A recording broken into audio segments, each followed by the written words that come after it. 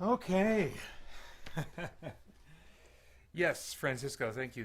The school drop off went okay. I like your board game music song. It sounds a little bit familiar, but it's got a got a nice vibe to it. Uh, yeah. So, sun has dropped off. Laundry has been moved to the next cycle of the process. I'm ready to come back and play some Doom, the board game. So, where we left off was the invader player had just finished going. I'd refreshed my turn for my Marines, and I'm ready for Rand to go. However, got to take care of this business first. Jump the gun. Play immediately before Marine takes his turn. This is before Rand takes his turn. Choose up to 3 invaders and move these invaders a number of spaces up to their movement speed. So let's see here. I guess I'll just kind of crowd Ran a bit. There's no, I can't really block him. Um, Now both, let's see here, both of these I can move one, two, three, and that be somewhat productive because Vincent will then have to deal with at least one of them before he can move forward. Rand can move through enemy spaces, so all that does is really close the range potentially for them to make an attack. But actually, now that I think of it, Rand will probably move. But see, this is the problem of trying to segment my brain. Doesn't always work. So anyway, that's what I'll do for now, I guess. So yeah, now Rand's going to take his turn. Um, do I want to heal yet? When you choose to ready, you may use the heal order.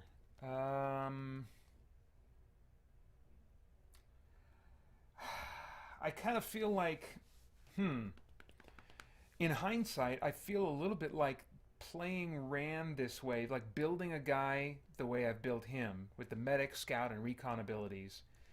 That makes him less effective at killing enemies.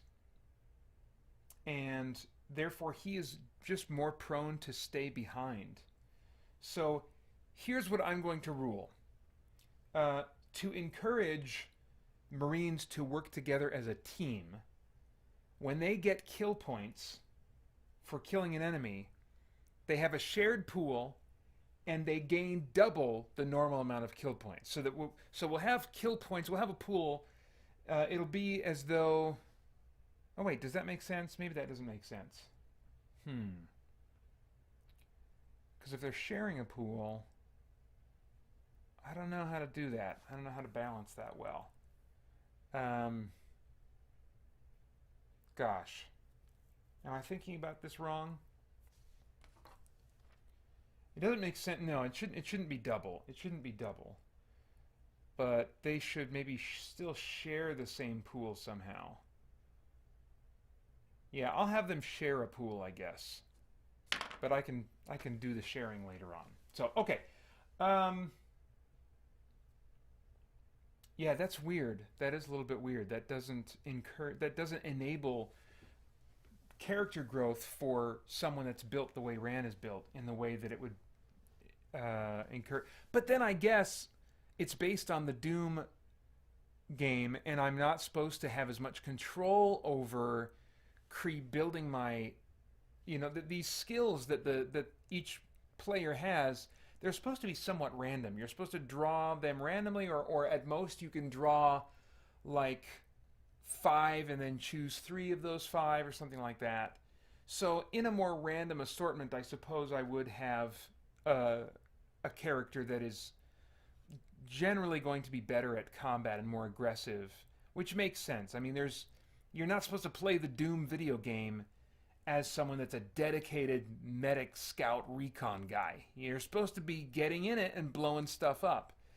But there's a part of me that's like, I don't want to be beholden to mimicking the video game here. What I want is a sci-fi dungeon crawl that will allow me to build out character classes in a sense, build characters out the way I want to build them and differentiate them more. So I'm going to keep playing the way I'm playing because I like being able to choose my skills and have more differentiated roles between the Marines that are not just randomized. because again, that's theme. I'm playing this for theme, so I'm going to stick with that. And if I find that the Marines are just having too hard of a time because of maybe related to that choice that I made, then I can balance as I go. But for now, I'll just continue as I was originally planning. So there's our situation that we're looking at here. So yeah, we're back on Rand's turn. He is going to... well, let's take out this imp. I want to take out this imp. The zombie I don't think I have to worry about. You can outrun him. But the imp we want to do something about. So we've got a machine gun, which gives us... I mean, what would be ideal? This is just another way that it's not quite ideal. Is, you know, you get this token with the image of the gun on it. What I really want is a token that has all the same info that this player aid has, all in a single token. I mean, maybe what would be ideal would be to print out a bunch of these and make tokens out of these things. But then they probably won't fit on a single space quite as well.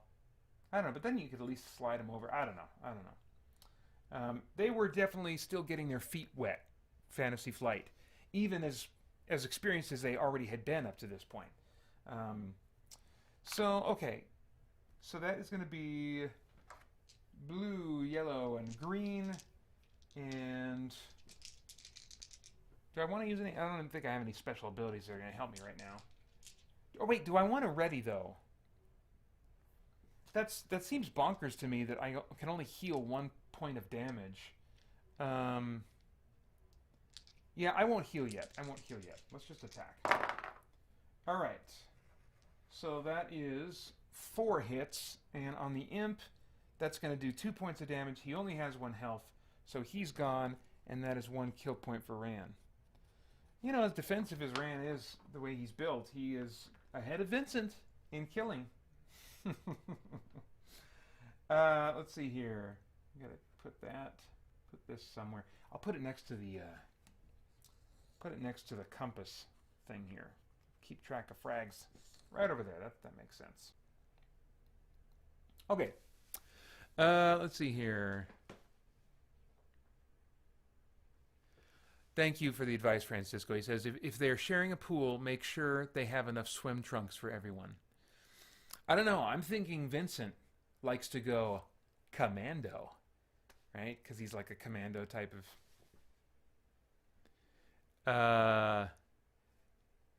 You have a question from Gabriel up above. Okay, let me see if I can find it.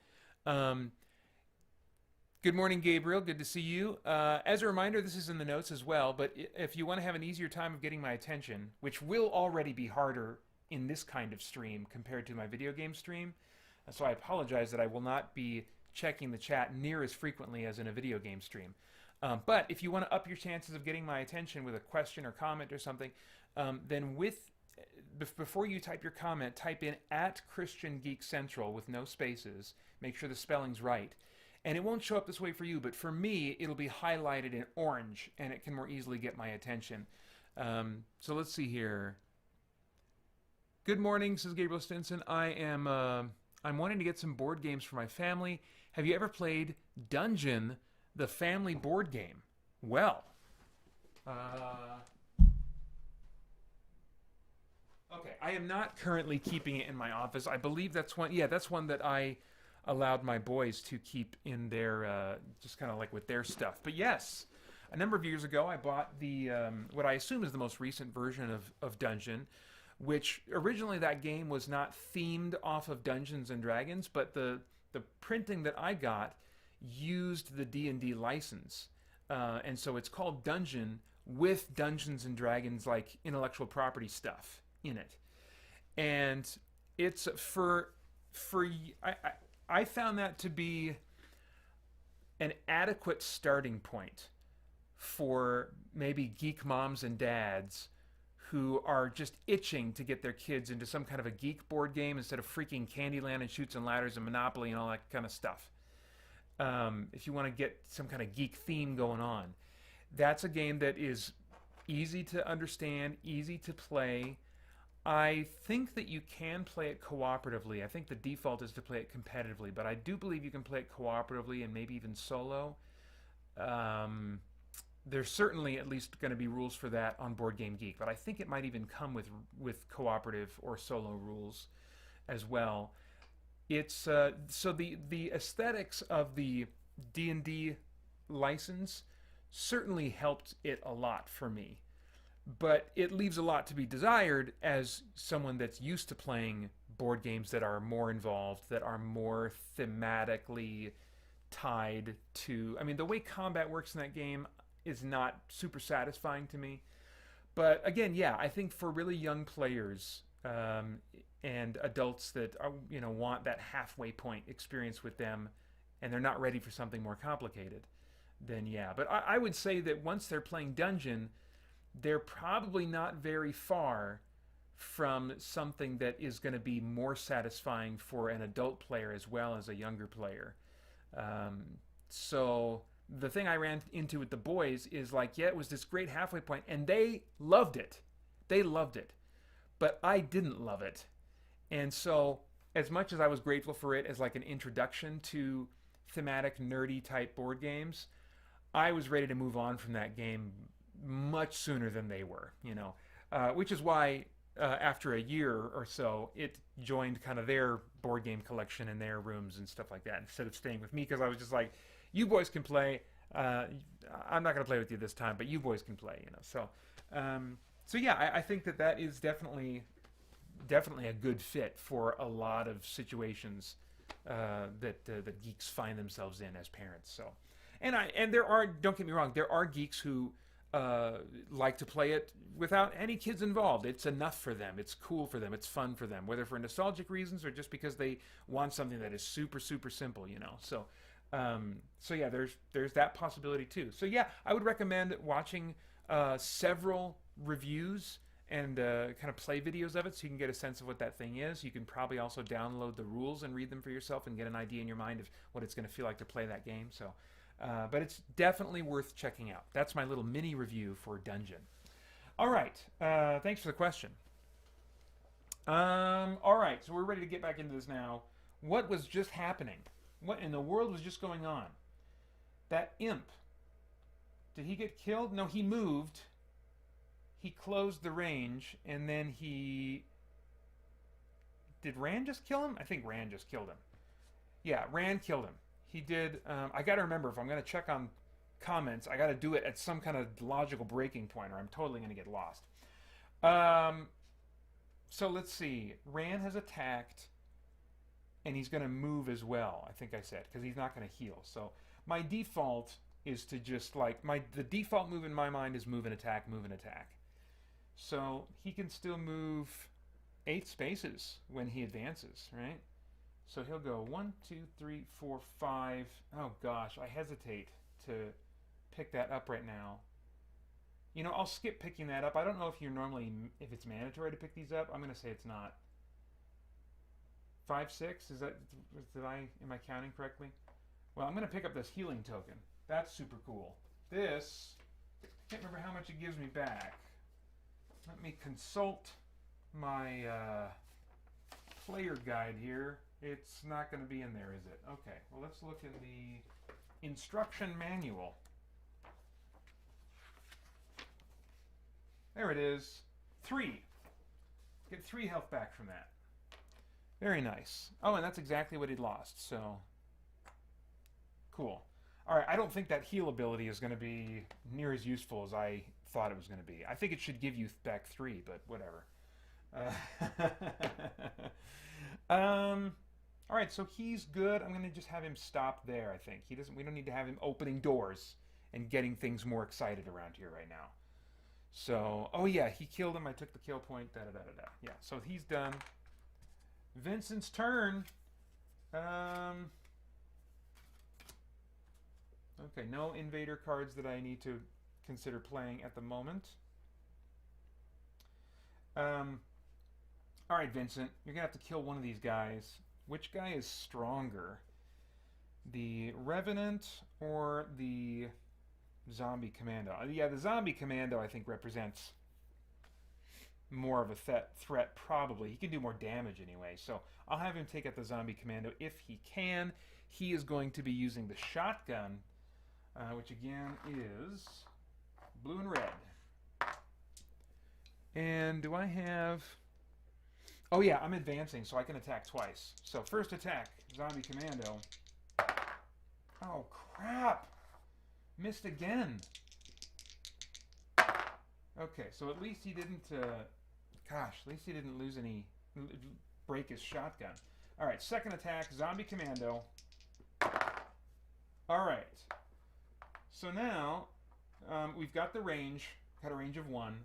We got 5 hits, and we got a little bullet icon. And when one of those shows up on your roll, when one or more of them show up, no matter how many, 1 or more, you discard 1 of your ammo tokens. And so I have to get rid of 1 of these, and that's just fine. So 5 hits, what's that going to do? It's only going to do 1 damage because this Zombie Commando has 3 armor. But thankfully, he only has 1 body point, so he is gone. And that is a kill point for Vincent. Nice. All right. I wish that that would have been more effective, but he can still move 4. He's going to move 4. 1, 2, 3, 4. And then he is done. All right, so back to the invader player's turn. I draw 2 cards. What do we have here? Not quite. Play at the start of your turn. Swap the positions of any 2 revealed equipment tokens on the board. Oh, man. Ambush. Play immediately before a Marine takes his turn. Activate 1 invader of your choice. All right. I'm going to have to start rolling. 1 through 3 will be that I lay this card on Ran. 4 through 6, I lay it on Vincent. And I think that'll probably be the best way to kind of keep track and make sure that I do this when I should. Okay. Now let's look at some of these play at the start of my turn options. So there's no sense in moving... Oh, wait a minute. Yes, there is. Oh, there totally is. Dang it.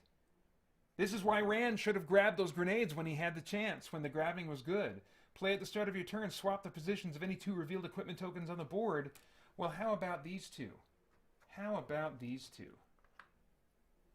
So I guess those weren't quite grenades. It was a different type of...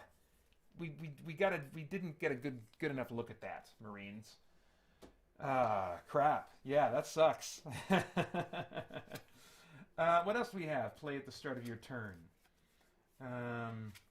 We've got Darkness, but this isn't really useful right now because I don't have any invaders to spawn. I'll save that for when I have invaders to spawn. Choose and discard 1 Marine order from play without effect. No Marine orders are in play right now. Smash, no reason to use Smash because there are no doors that... are going to be useful or eligible for me to use that. Oh, crap. John Wilkerson says, the board game video is choppy. Your video and audio are fine. Okay, let me try something that will maybe fix that. Hang on a second. If the stream goes away, just be patient and hang on.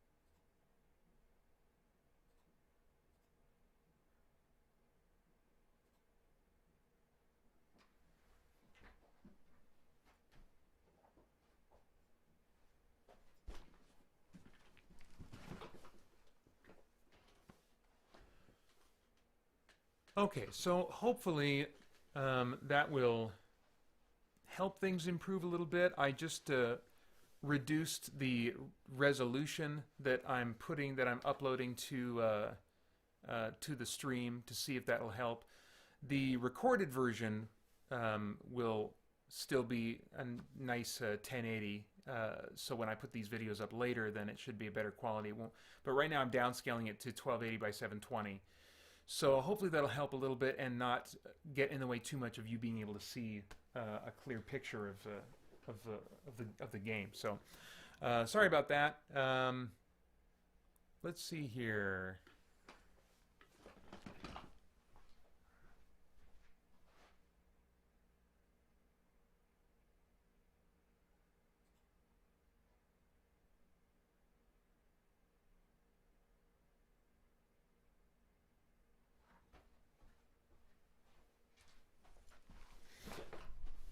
Okay, and you're welcome, Gabriel. I hope that suggestion of dungeon is useful to you guys.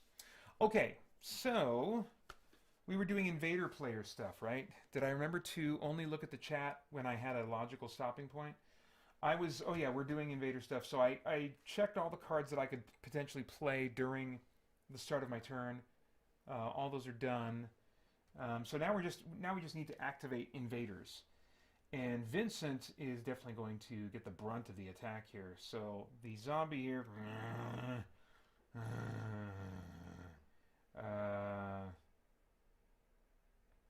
have him go right there. Actually, you know what? I'll put him here because then he'll be less accessible to be attacked by Ran on the next turn. Ran could potentially take a long-range shot from there. Probably would miss, but I think the zombie is still more likely to survive if he kind of hangs back there. So, and he's going to attack with a red and blue. And 4 hits. That's going to be 1 damage on Vincent. Boy, that extra armor is really nice. And let's see. The Revenant is the only other one that has not gone yet. And he has a range of... Yeah, he already... Oh, no, he has Seeking. He has Seeking. So he doesn't need line of sight, but he does need range. So let me move him. 1, 2, 3, 4. Yeah, Vincent is definitely still the one that's going to be the best to target. 1, 2. And then he gets... Hey. He gets... Yellow and Christmas.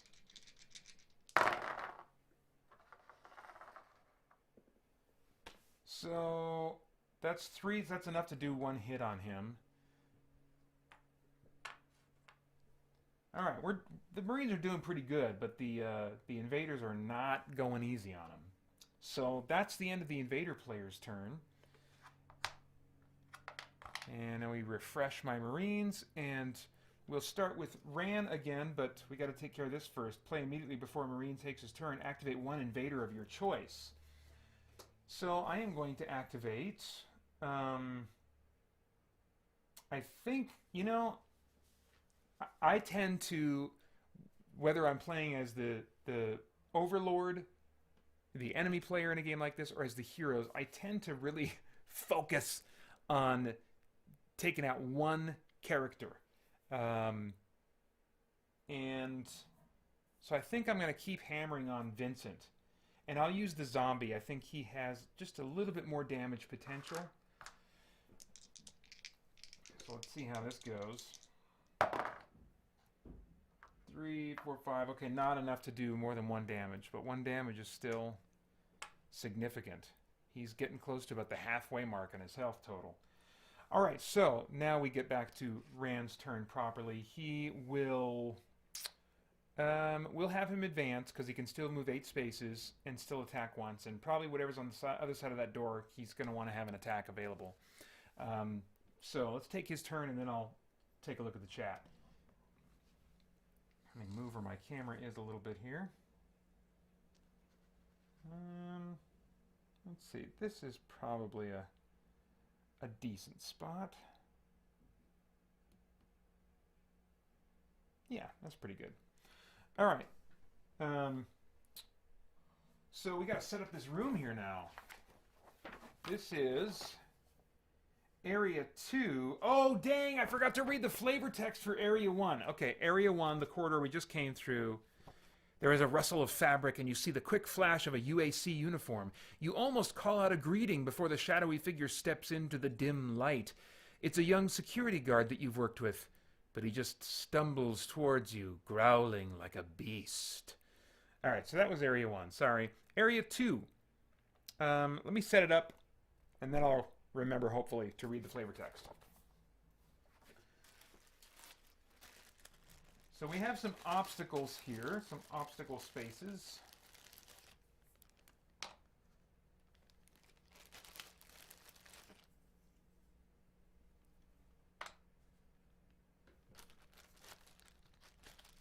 We got at least one good thing here. We got a little health potion. What do you, med pack, right? Med pack. Ooh. Got some weapons here. We've got a shotgun. Some ammo to go with it. Got another bit of ammo right here. Oh, nice. Love seeing these come out on the board. Armor upgrade token. Very cool. I think Ran really wants to get his hands on that. This here.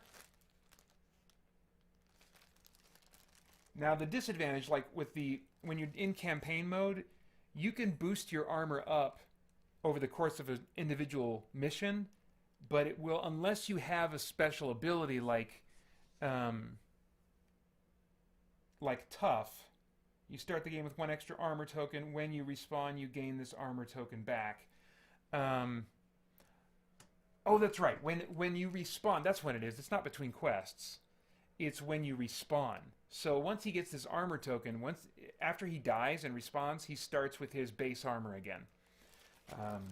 So I don't get to keep it for the long term. It kind of gets, I don't know. Thematically, maybe you would say that, you know, when you get shot up that bad, that, yeah, that doesn't really work. I was going to say, thematically, it's the whole idea of respawning. Where is that apart from the video game? It definitely mimics the video game, but if I want to ignore the fact that this is based on a video game, the fact that these guys die and then rematerialize somewhere else isn't explained in the lore. So, I'll have to think about that. Maybe there's something, maybe I could bring in some Spirit Blade lore, and right before they die, they use a device to shift into the spirit world, which kind of resets them physically, and then they rematerialize somewhere else. That's what I'm going to say. That's what I'm going to say. Because that's what Vincent does in order to reset and kind of like heal himself, is he'll shift into the spirit world, and that kind of resets him, and then he's fine when he comes back out again. All right, anyway, what was I saying? What's going on? I have no idea. I'm super distracted. Now we, oh, wait. One more thing to put out before we put bad guys out. There is an encounter space. And this is, it's just looks like a dead body or someone that's in the process of dying or something. And this represents something that if you end your turn, if you end your movement on that, I think it's end your movement or end your turn. I'm going to say end your movement. You end your movement there for the turn, then you can read the encounter text that comes with that. But let's see, we got some monsters to put out. First up is going to be one of these, they're called demons, but I mean all these things are demons. I call them demon dogs because just to differentiate them. And so let's see if that's actually what comes out though. Yes, it is. Okay, so one of these demon dogs comes out. They remind me of like the things in Ghostbusters, those demons that take possession of the two people. So he's gonna go there, and then there's another one that's supposed to spawn nearby, but it is not a demon dog. It's a maggot. It's a maggot. This is like a kind of like a. Let's see if we can get there. Come on now. Come on. Come on. There we go. It's like a two-headed kind of demon dog looking thing. And it's got like a nasty tongue coming out of one side. It's really, really kind of disgusting. Why is my camera doing that? Don't do that, camera. Come on back. Come on back. There we are. Look at that ugly sucker. See, I mean, these aren't the best minis in the business. They've certainly advanced some, but I'm not like a mini connoisseur. And so I look at this and I'm like, that's a cool mini. That's a cool mini. It's cool enough for me. All right, so he's going to go right here. And that might be it for this room. Nope, no it's not. We got to put potentially a zombie out. Let's see if it actually is a zombie. It is a zombie. That's going to go right there, guarding the shotgun. And one more potential zombie. But this time, it is a zombie commando. And he's going to go over here, guarding this little thing of ammo. And then I think that's the whole room. Yeah, that's the whole room. Okay, let's read the flavor text. This is area 2 now. All right. And I got to remember that we're still technically in the middle of Rand's turn. All he's done is spent 2 movement points. Portions of this room have collapsed, and the wet sounds of tearing and chewing come from behind the rubble. Behind the rubble, you can just make out two dog-like creatures standing over the corpse of a UAC scientist. So we'll have to go to the corpse to see what, if anything, is interesting about it. So he's got 8 movement points left. I want that armor. So we're going to go 1, 2, 3, 4. And that is all mine, baby. Yeah. And then I can land on that. I can end my movement on that encounter space. So let's... Oh, no! Oh, no! I totally forgot. That demon dog has the watchful ability. Which means he just got 2 free attacks on Ran. Ran walked right into that. For every time you move into a space adjacent to a monster with the watchful ability, and diagonal does count as adjacent, it gets a free attack on you. And I just gave him 2. Unless I decide to stop there. Let's stop there for the time being. It's just me here. I can have some take-backsies. Okay, so he'll stop there. Or do I even want to do that? Maybe instead what I'd rather do is go 1, 2, because he's got 6 left. 2, 3. Oh, no. Oh, 4. Okay, 4. And then I'm not subject to an attack there. So I will attack from this side and using the machine gun.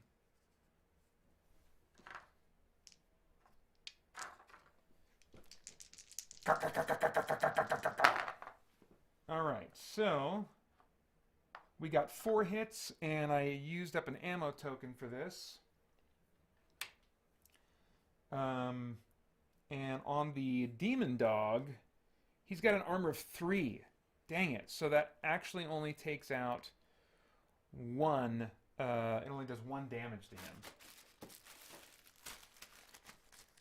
And he has 2 body points. So we'll put this right there to remind me of that. And I think that's all that Rand can do. Wait a minute. I went 6, right? So I spent 2 here. 1, 2, 3, 4, 5. Oh, I still get 8 movement points. So I could still... Oh, no. Does the maggot have watchful? The maggot has watchful too. So, gosh. What's their movement? Movement is 4. 1, 2, 3, 4. They're both melee attackers. So if I use my last 2 movement points to go back here, then at least I think only one of the maggots, one of those monsters is going to be able to get to me. So I'll do that, and then I'll end my turn right there. Okay. So let me flip his token. Check the chat here for a second. Um, huh. Let's see here. So yeah, it's still choppy right now. I don't know why that would be the case. That is super lame. Huh. Um, yeah, and that's even going to be affecting my recording, so I really want to do something about that. All right, let me see if I can troubleshoot this for a little bit.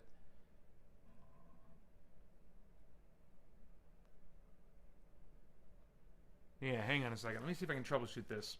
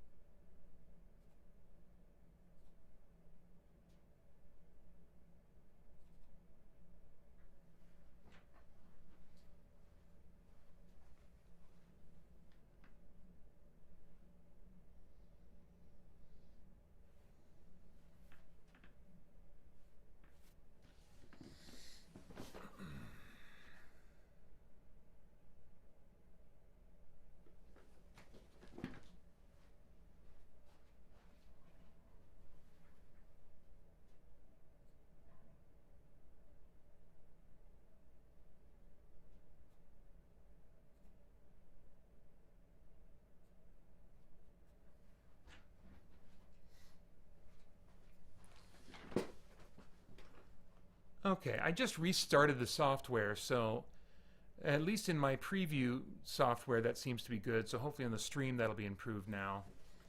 All right, let me make sure I have the chat set the way I want it to be.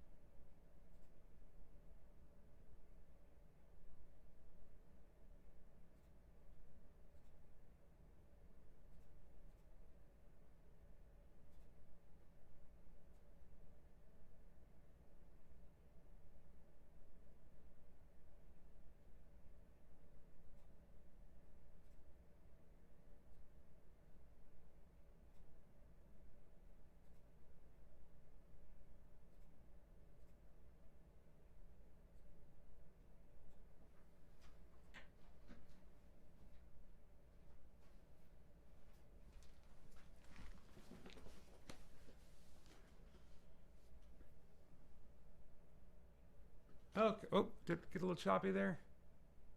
No, I think we're good. Okay.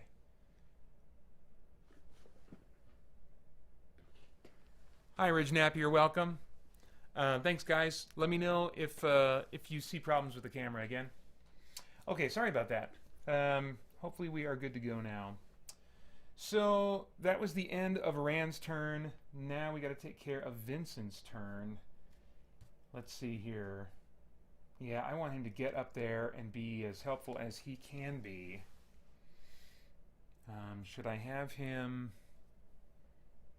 1, 2, 3, 4. Gosh. That is kind of a disadvantage, you know, with Rand being able to move so quickly. I mean, he can scout areas, but really he shouldn't be trying to take them on.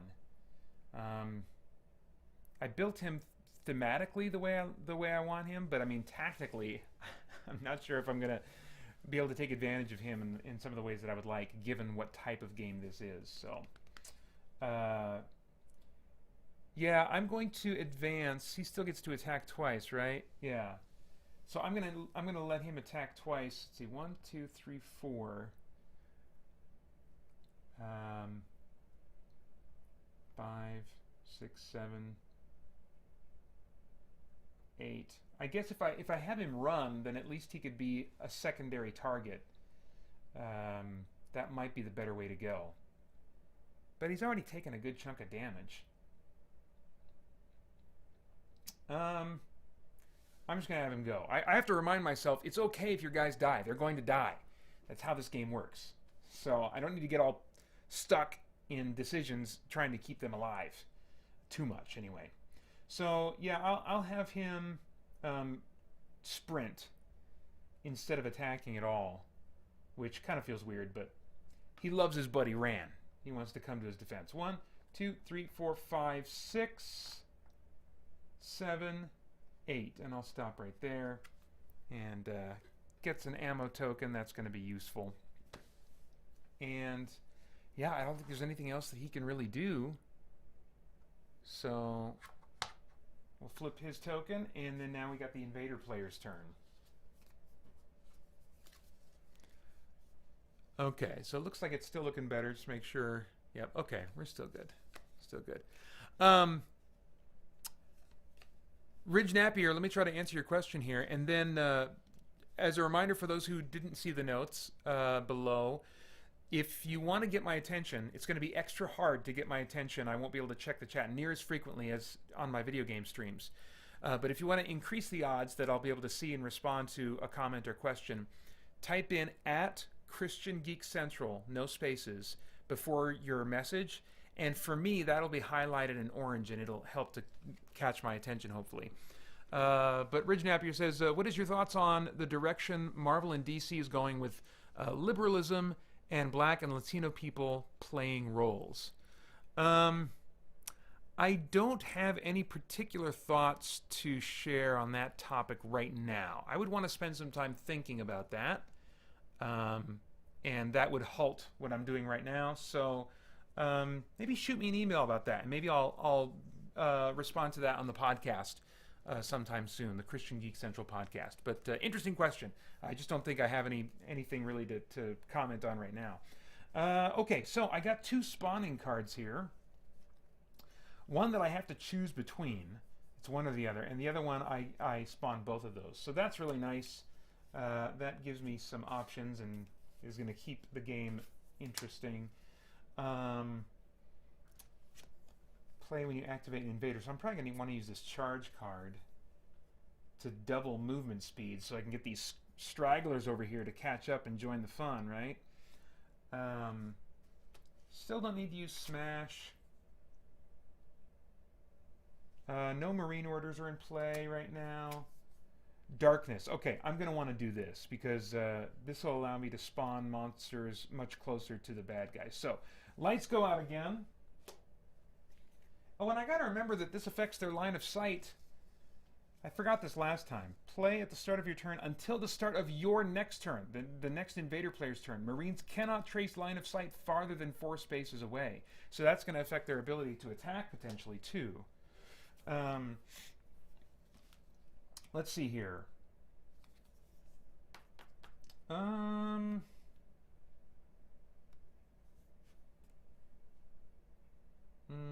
Let's see here. Yeah, okay. Let's just worry about spawning enemies right now. Which one do I want to do here? Well, let's do the one that can get them closer. So that's an imp and a trite. And we could go... Actually, there's not line of sight anyway, so... Could I get them right in this room? I mean, these guys are around the corner, so I could really make things nasty in this room. Let's do that. So first, let's roll to see if it is, in fact, a imp. And it's not. It's going to be a revenant, if I have one to put out. I do have one to put out. So I'll put this revenant right here. And then the trite, let's see. it will not be a trite. It'll be a cherub. Let me show you one of these things here. We're gonna almost. Come on. Come on.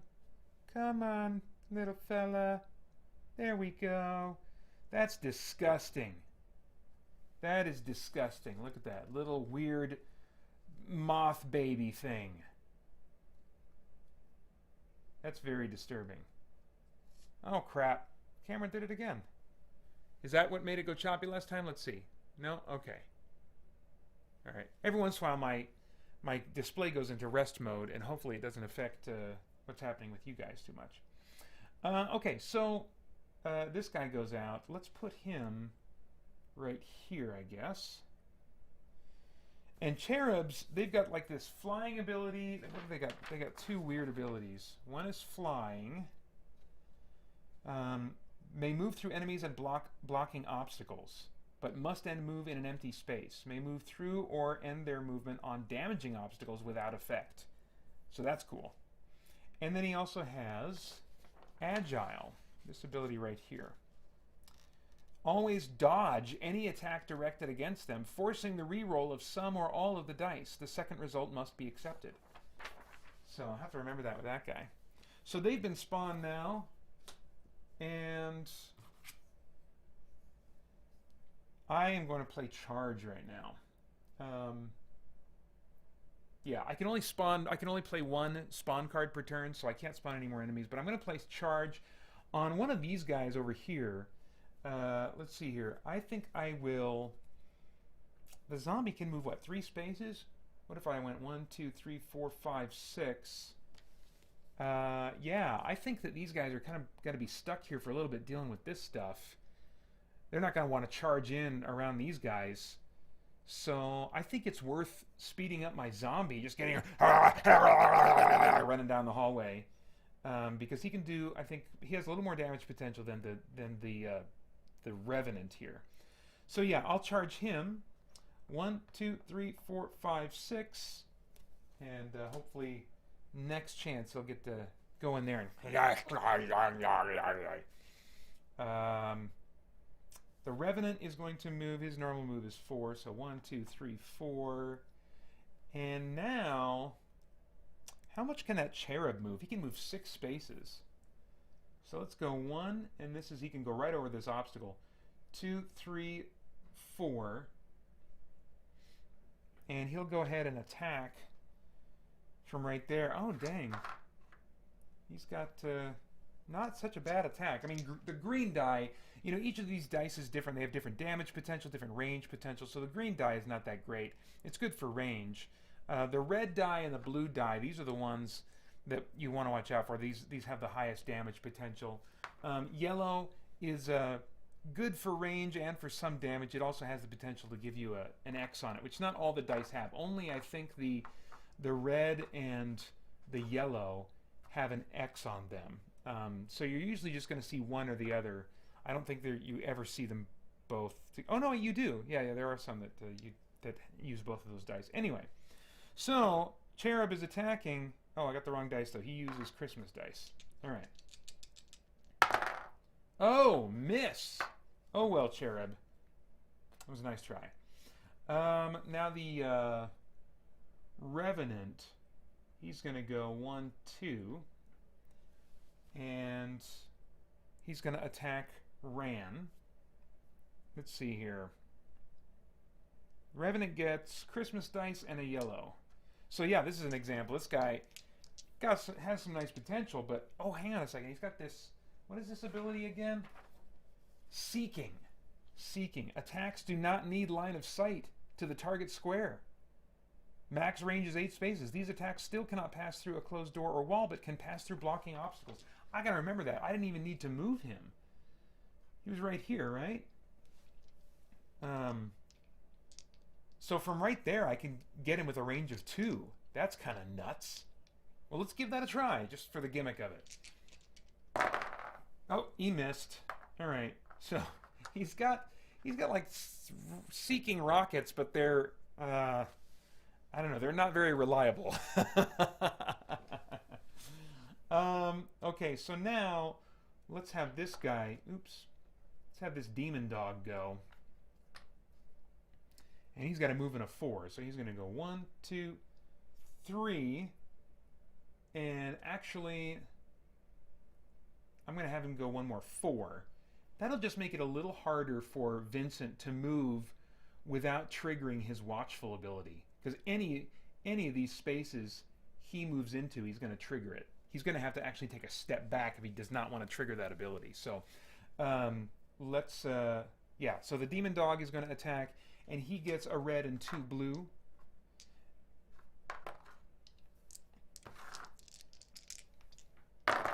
Oh, he missed. My gosh. Okay. Lots of missing going on. I'm not used to seeing this many missed dice in this game. So that's it for him. And now the maggot. The maggot can move 5 spaces. He's going to go for Ran, I'm pretty sure.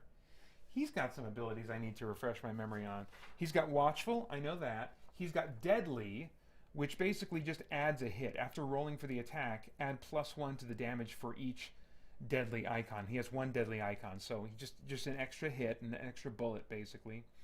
And then he's got double, oh my gosh, double attack. The figure may attack twice. Oh, that is nasty. That is nasty. Okay, so he's going to be nasty in this direction. He's going to go 1, 2, 3, 4. And then I think he can just maybe stay right there. Yeah, and he'll attack from there. And he's a melee attacker only. Some of these like the zombies, some of them it doesn't matter what range you roll because they're just they can only attack adjacently to you. They don't need to get the range to do that. They just have to be next to you. So he is going to make his attack, and he gets a red and a blue. Oh, miss! My gosh! And he's going to attack again. Still Ran. Okay, here we go. So that's 3 hits, +1 is 4. Ran has 2 armor, so he loses 2 health. Okay. Now the zombie commando. It's going to go 1, 2. How many spaces can he move? 3. Just 3, so he's good there. Actually, you know what? No, that's good. We'll keep him there. Zombie, likewise, just 3. 1, 2, 3. Let's guard that health potion. You got to earn that if you want it. Okay, I can move this camera a little bit, center it just a little bit more on the action. Let's see here. Well, let's still keep my die rolls visible. Okay, so I think that's it for the invader player. I think that's it for the invader player. Yeah. Okay, so let's go back to these guys. I did drop 2 cards, right? I think one of them was a spawning card, right? Okay. Yeah. Ran is going to go. He's in a bit of a pickle over there, surrounded by a cherub, and he's got the cherub back here. He's got I keep wanting to call this thing a liquor, but he's got the maggot right here, which has Watchful, and the demon dog here, which has Watchful. So he needs to stay put. I think right now is the time maybe to do, what do you call it, assault, advance, what the crap is it called? 2 attacks, whatever that is. I think that's what he should do.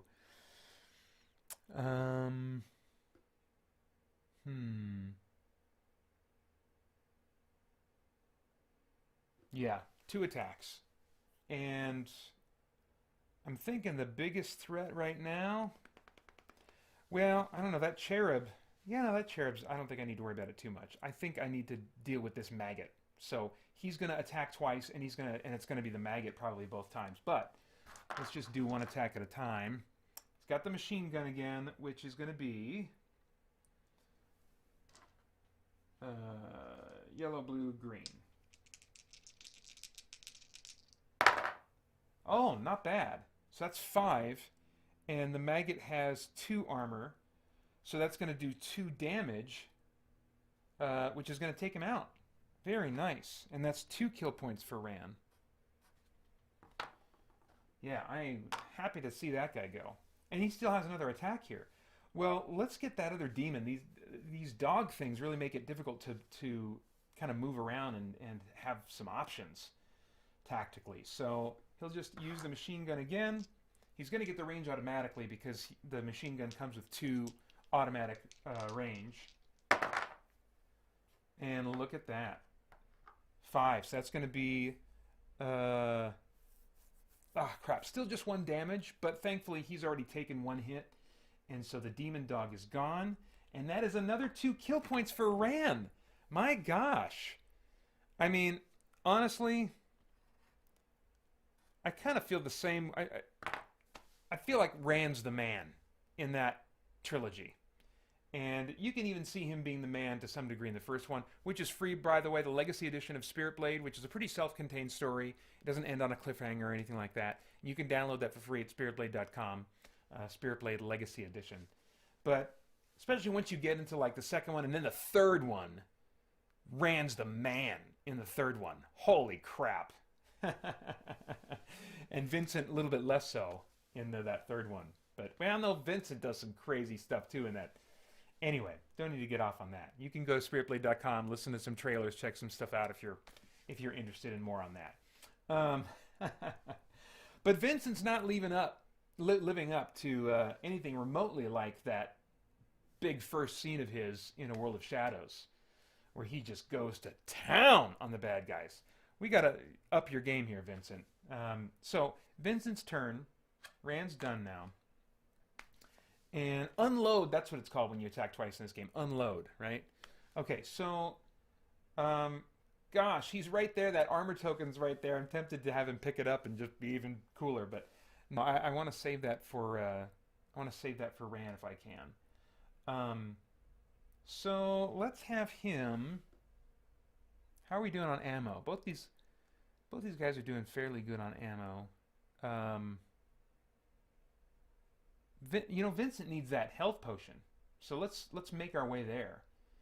We can't get there in one move, but we're gonna have to kill that zombie probably. Yeah, let's just head that way and then we'll attack something. So he's gonna advance, and I think he still get to attack twice even when he advances? I think he does. He sure does. Yeah, nice.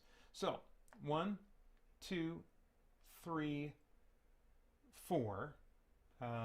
And he's going to use the shotgun, which doesn't have great range. Let's take out this Revenant first, since it's going to be an easier task with him being right there. So the shotgun gets...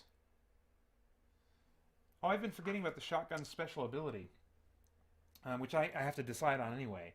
Is it going to be... This is one of the guns that changed from the original game to the expansion. You can either have it do knockback or blow through. Blow through has the potential to damage more than just the space that you're targeting. You can have damage that continues on through. Or knockback, I think if you do any damage on knockback, you actually send them flying backward. And you need to choose one or the other. You can't just alternate between the two. So I'm thinking maybe knockback. That's a little... Well, let's see here. See, blow through. Maybe I'll do blow through. Well, no, I think knockback is a little more cinematic. That's what you expect, right? You expect, and there are other weapons that have blow through, so I think I'll do knockback on the shotgun for this play through. After inflicting at least 1 damage and after applying any wounds, so not just a hit, you got to actually take some health away from them. The attacker may immediately move each affected target figure up to 3 empty spaces. The spaces may contain damaging obstacles or other non-blocking tokens. The movement is not blocked by intervening figures or obstacles, but it cannot be moved through a closed door or wall. The movement is not blocked by, but it cannot be moved through. So it just so as long as it ends on a clear space, then it's good. Is that what I'm seeing here?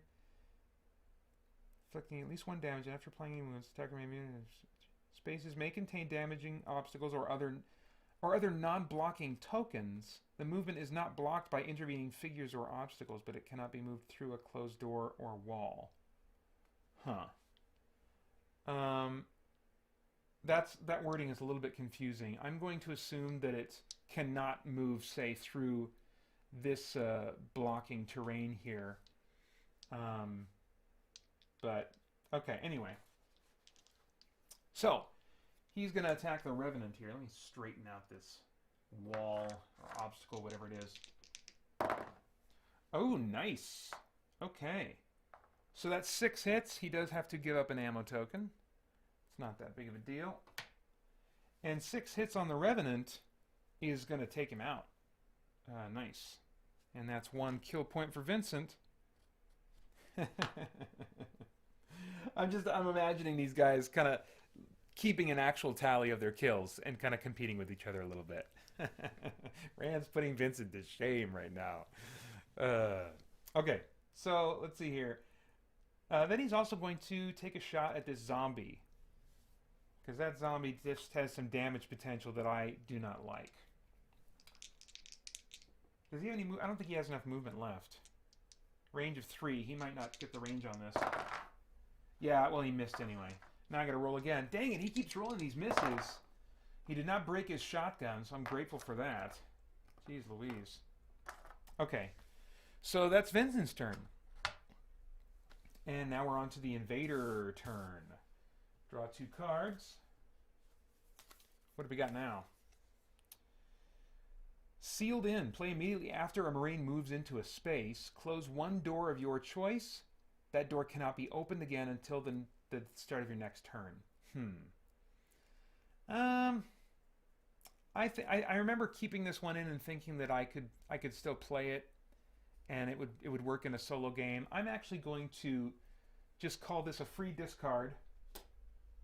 Maybe that would be a way to self-balance the game, is keep all those cards in, but then when I get a card like that, that's more of a non-solo-y kind of card, I just discard it and draw another card. And that causes me to cycle through my deck just a little bit faster and earning more frags a little more quickly. So I'll have to consider that. I don't know, the jury's still way out. I have no sense of, like, there's been no frags scored at this point, and I'm probably about 1/3 to 1/2 of the way, well, 1/3 of the way through this quest. And so yeah, I got this instead. This is, what's it called? It's called an Archvile, and these things are bad. They are kind of like mini boss type of territory. Now the other card that I drew is Shaky Footing. Play at the start of your turn. Marines move 2 fewer spaces than normal until the start of your next turn. Have I been remembering? I think I have. Well, I haven't been remembering. The whole thing about it was dark during the Marine players' turns, and they were not supposed to be able to draw a line of sight further than 4 spaces away. I don't think they were doing that anyway. I think that's actually pretty atypical, because usually players like to be close enough that they don't have to risk missing the range too much. So I will put this here. I will play this card right now, and I'll try to put it over by my Marines to remember that they have Shaky Footing until the beginning of my next turn. And yeah, let's spawn this Archvile. And where can I put him? It's not dark anymore, so he has to be put out of line of sight, but that's not too hard in a room like this. I think I will stick him right here. And he's a nasty little guy. He's got 3 armor and 2 body points. And yeah, so he's not really easy to kill. So now I've got all my monsters out. Now I can decide what I'm going to do with them. Let's see. How about, well, let's get this zombie going here, right? 1, 2, does he just get 3? 3. Hey, that's close enough to Ran. And he gets these to attack with. And that's 3. That's going to do 1 damage to Ran. But now this armor token is much more accessible to Ran, so I'm going to have to get that as soon as I can. So that's good for him. The Cherub is going to attack, and he gets, what, a red and a green, I think. Yeah! I think he missed last time, too, didn't he? Excuse me. There's my water.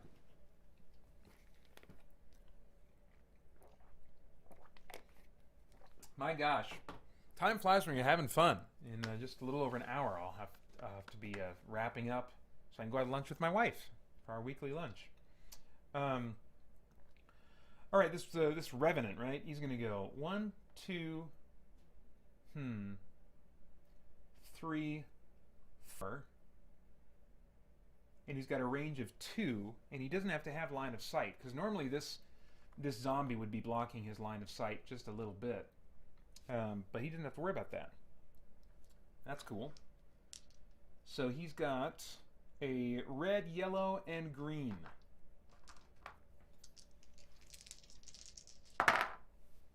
Okay, so he's got the range, and he's, let's see, 3. So that's going to do 1 damage to Ran. That's it for him. And now we're going to see what Vincent is going to have to deal with. The zombie commando. Let's do him first. Such a weird concept. 1, 2, 3. Yeah, and he's got a red and 2 green to attack with. Going to unload on this guy, and he gets an automatic damage too, an automatic hit.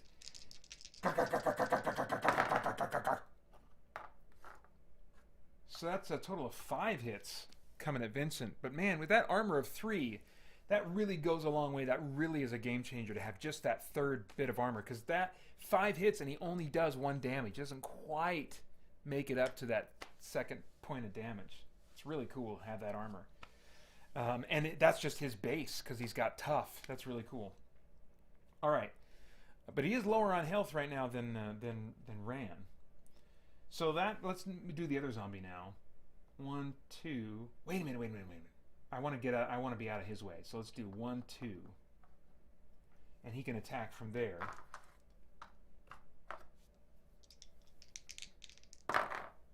Okay, I almost saw like a miss result there for a second. I thought it was going to happen. Another time where he got 5 here and he still only does 1 point of damage. We are getting close to a frag though.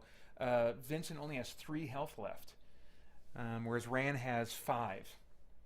And now, yeah, that Archvile is going to move in. I don't think I gave you a good close look at this fellow. Come on now. Come on. Come on. You can do it. You can do it. There we go. There we go. You did it. Good job. Look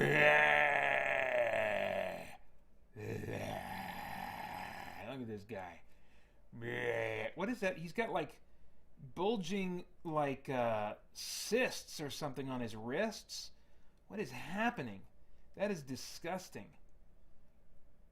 Man, I can understand why he'd be angry if you got this kind of situation going on. Yikes. Okay, so he gets 4 movement. And he's got an ability here. Well, first off, he's got 4 automatic range. And then he also has the, this looks like aimed ability. So, yeah. So basically, he can re-roll some or all of his dice after rolling and seeing what happens. Yikes, dude. So he has a yellow, 2 green, and a blue. Not the most damaging dice that he could have. So in that respect, you know, I'm grateful. But with 3 armor and 2 body, he's not going to be easy to get rid of. Oh yeah, hang on. I gotta have him go 1, 2. Actually, he's got 4 automatic range. So what if we just went 1, 2, 3, 4? Just one more step. One more step. 1, 2, 3, 4. That's plenty far enough. He's going to have the range. And that's a pretty good result. Still just 1 damage. Oh, wait. But he aimed, right? So this one, I don't want to re-roll this. That's about as good as I can get. Let's re-roll this one for sure. 2, 2, 2... Let's see. Odds are, if I roll this again, I'm either going to get another 2 or maybe a 3. Odds are not... it's least likely that I would get a 1. So I'll re-roll these 2. And we'll see what happens. I'll keep these. Okay. So, not great. I still just had to, yeah, not a change there. So 4, he does 1 point of damage to Vincent, who is now down to just 2 health. And that's it for the invader player's turn. So now it's my Marines' turns. And I got to remember they have shaky footing now. 2 fewer movement spaces. Gosh, there's so many enemies here. I feel like I'm tempted to just kind of unload for a while and try to clear the room, but I need to keep moving. I need to keep moving. I think that, let's see, if he goes 1, 2, 3, 4, I want to get him that health. Yeah, he won't quite be close enough to get to that encounter space, but if I could get him the health, and then right next to the encounter space, he could still attack the zombie and the Archvile, or maybe just attack the Archvile twice, see if we can take him out. And he would still have a range of only 2 that he would have to put. Well, I can attack in the middle of all this, so why don't we do that? I keep forgetting. So 1, 2, 3. Instantly he gets 3 health back. That's nice. And then he's going to attack the Archvile with the shotgun in the conservatory. Right? Oh, nice! Look at that. Excellent. Okay, it does use up an ammo token. I'm totally fine with that. That's really nice. So that's 7 and 8 because it's got deadly, 1 point of deadly, and he's going to get knocked back as well. That's not going to be as useful. He might be dead. 8, yeah, he's dead because he's even with like 3 armor. That's going to do easily do 2 hits. So the Archvile's gone. That is 2 kill points for Vincent. He's just 1 point behind Rand right now. So he's coming back with a vengeance. Still has 1 movement point and 1 attack left. So he's going to go right here and try to take out this zombie if he can. I don't know if I can repeat that kind of roll. Apparently I can. Oh, look at that. Oh no. Oh no. It's still a ranged weapon. And I might have cheated on the last one, but too late. I already counted it. But he used up some ammo, but I still have to get a range of 1, and it got 0 range on these. And so that is a miss. Oh, that sucks. That sucks. I better check the rules. I want to consult the text on that just in case. Because it feels like if I'm right next to him... Let's see here. There's movement, attacking, declare attack, confirm as I count range and roll attack. Count range and roll attack. Okay. Da-da-da-da-da. Next, the attacking player counts the number of space from the attack. He has a range of attack. As turning against Grazer. However, rolls dice corresponding to the attack rolls. Whatever. Counts it. Counts attack. First, he gets some messer hope. And it did count range fails. He does count out. It swings toward range. So that with the guy in range of attack. Long range credited attack. Attack not dumb. Okay. I think I failed. Oh well. That's very sad. It's very sad. And feels slightly unrealistic, but whatever. I'm fighting demons on Mars. So that's Vincent. Did Ran already go? I don't think Ran went. For some reason. Oh, I forgot my shaky footing. I forgot shaky footing. All right. Well, then Vincent will get penalized with shaky footing next turn, since I forgot to penalize him with it this turn. Ran, though, is penalized with shaky footing. Let's see here. He wants to get to that armor. End of story. So he's going to advance. That'll give him 6 total movement because he's got shaky footing this time. I don't know thematically what causes the shaky footing. Maybe it's just kind of like the chaos of the environment. the blinky lights, the lights aren't out, but they're still kind of blinky. They're strobing and stuff. That's probably what's going on. That's probably the explanation for that. But yeah, none of these guys have watchful, so he's gonna go 1, 2, 3, 4. Yeah, baby. And he's got a good amount of health, so he might be able to hang on to that for a little while. And then he still gets 1 attack, and he has 2 movement spaces. Let's do this. 5, 6. So I end my movement there. So let's read and see what's on this, what the deal is with this encounter. I think that... Let me double check and see if it's ending my movement there or ending my turn there.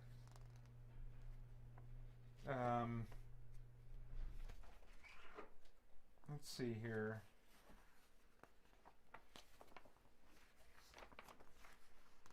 I don't see it listed with some of the other things that I would expect it to be with. Blocking obstacles, telefrags. I don't know. I don't want to get bogged down in looking stuff up during a live stream.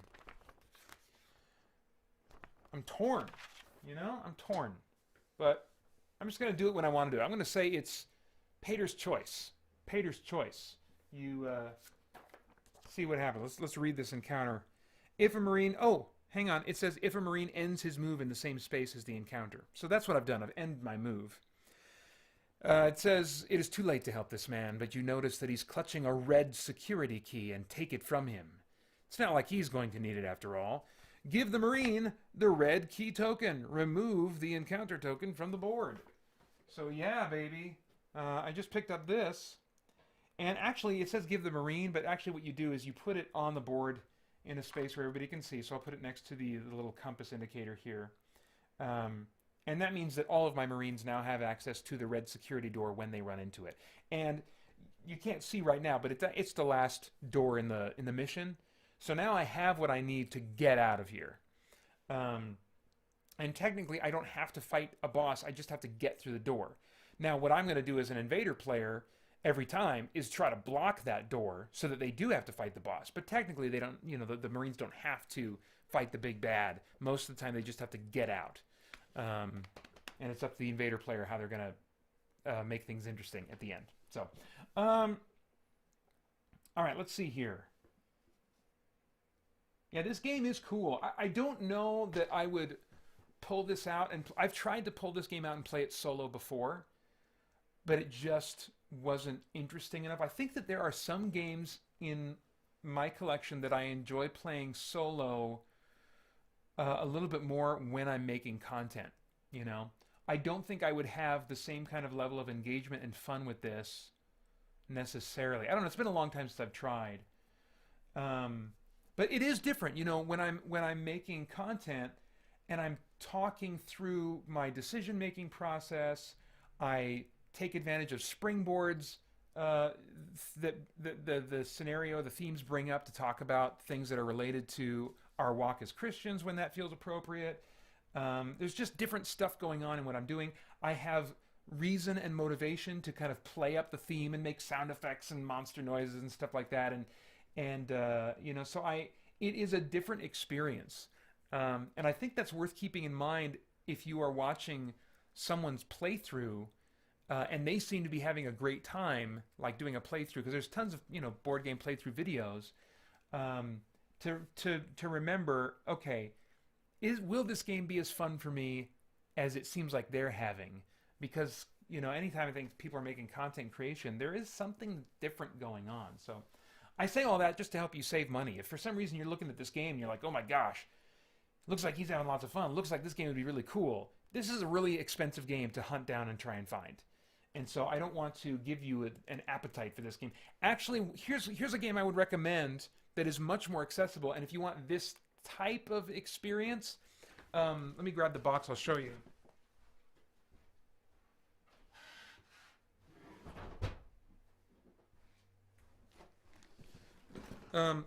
This is Galaxy Defenders. So let me just, this will be the bigger image for you. So this is Galaxy Defenders. It's the same people that made Sword and Sorcery Immortal Souls. And this is actually, for my money, a better version of this type of experience that I'm having with the Doom game. The reason I didn't play this one this week is it just would have required um, refamiliarizing myself with the rules, and I had just enough of that to do already with other games like Mage Knight and prep that I was doing for Hero Quest with all the variant rules that I was going to be playing with, that I wanted another game that would do this sci-fi dungeon crawly type thing, um, but that I could play and not have to, that I would be already really familiar with the rules. And I've had Doom for so long that I got that one out, you know. But really, if you're interested in what you're seeing me do, what type of game you're seeing here as I play Doom, this is the game actually that I would draw your attention to. It's not quite as much of a dungeon crawl because the whole map is, well, I guess it's kind of like what I'm playing right now. The map pieces are all laid out, and there's less corridors. It's less maze-like. It's more just a big open area with some smaller sub areas like buildings that you can enter into and stuff like that. But certainly things are being revealed as you go, as you explore. And so there is that, even though the whole map is revealed, there is that sense of exploration and discovery as you're making your way through the game. And this one is a lot less complicated and fiddly than Sword and Sorcery Immortal Souls. I think Sword and Sorcery Immortal Souls is too busy and fiddly for its own good. They started with these core rules, much like Descent used this game as its core rules to start with and then added complexity to it. But I think the complexity that was added to Sword and Sorcery is a little more than I want for, it's a diminishing returns for the investment of complexity than compared to what it gives back in theme and experience. So anyway, but this one is still in print, still very gettable, and very enjoyable. I think one reason I haven't finished playing all the way through the campaign on this one is because I keep telling myself, well, Pater, you still haven't gotten around to finishing Doom and playing all the campaign levels, you know, in that. So maybe I just shouldn't have bought this. That's probably the lesson for me. It was new and shiny and cool looking one day and I couldn't resist, and so I bought it. Now it's been collecting dust for a good long while, even though I really think it's a really enjoyable game. So anyway, that would be my recommendation if you like what you're seeing right now in what I'm playing of Doom. I think this is probably a better experience in a number of ways. And you can play it completely cooperatively. You don't need an invader player. The game automates itself and does it pretty smoothly.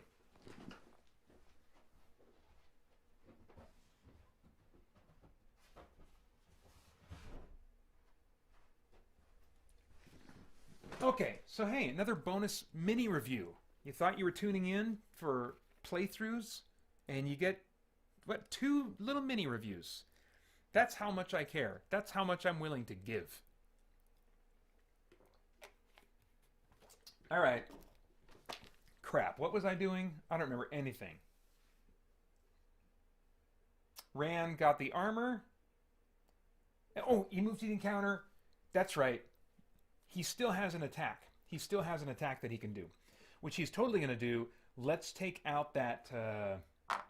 What do we want to do? Which has more damaging potential?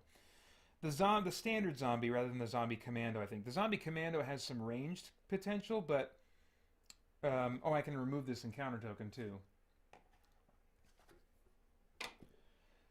So yeah, let's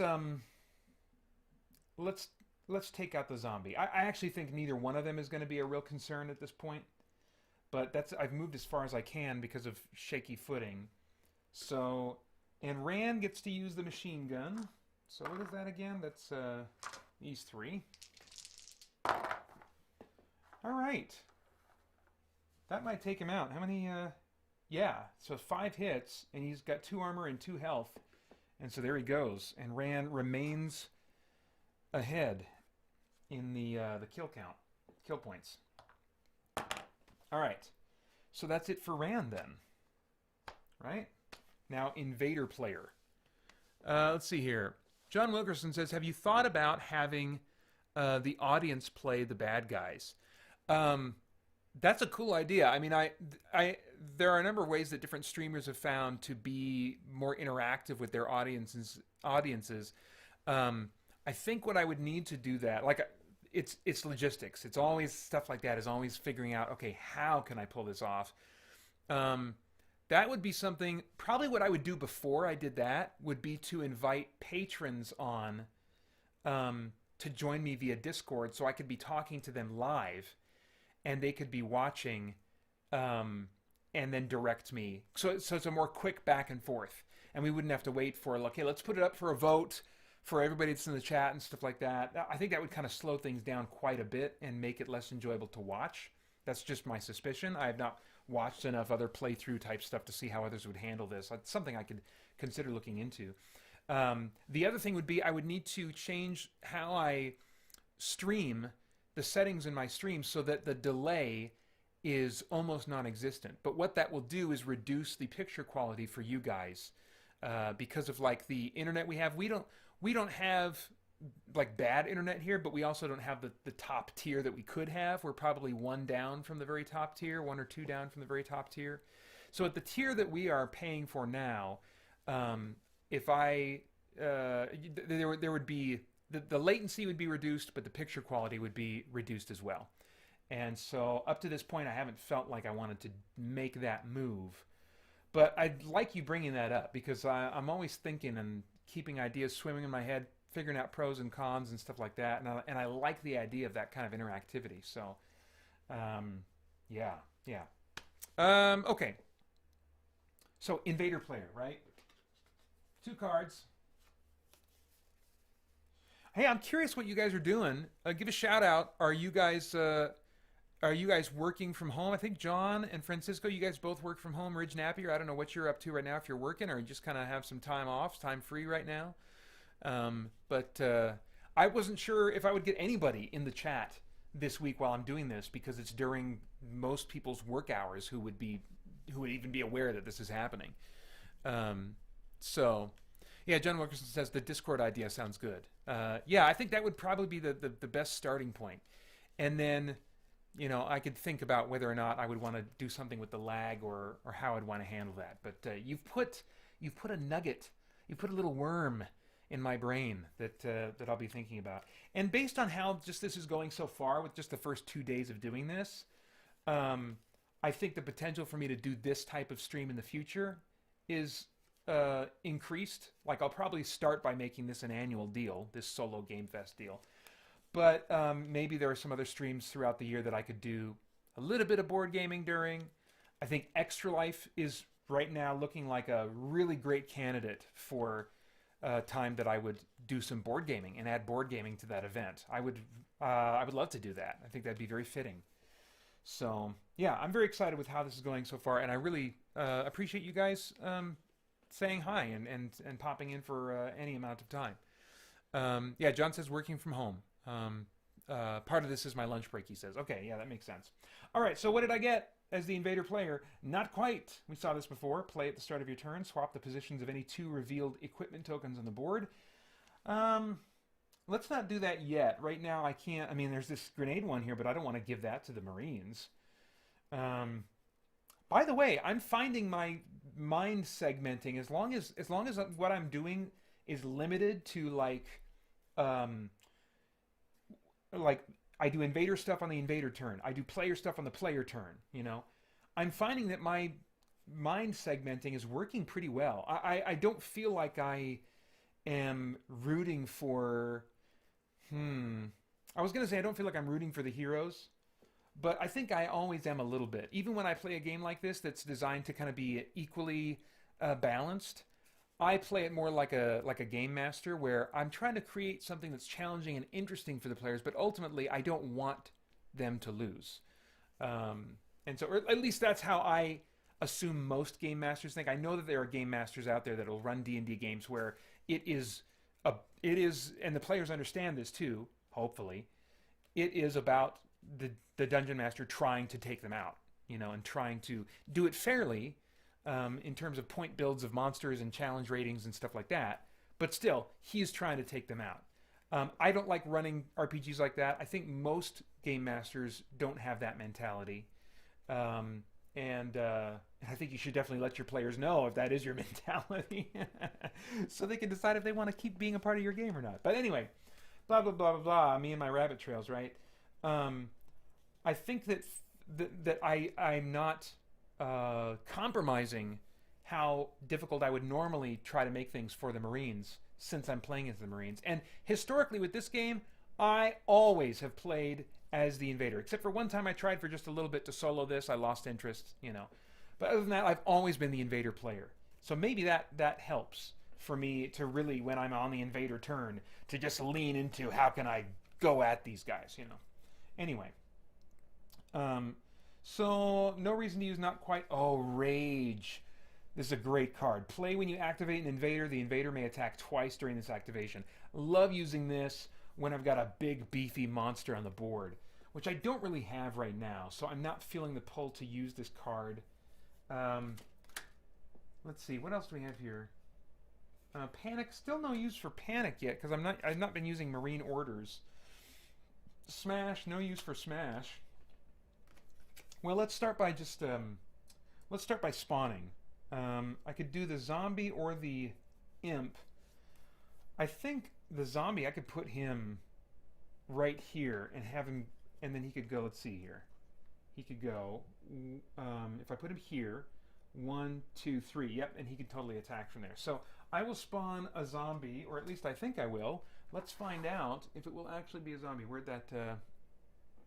Where'd my six-sider of determination go? Here we go. The six-sider of determination! Oh, it's not a zombie. It's a commando. It's a zombie commando. So I'm going to put him right here, but I'll still have him activate first. 1, 2. Oh, can I get Duran?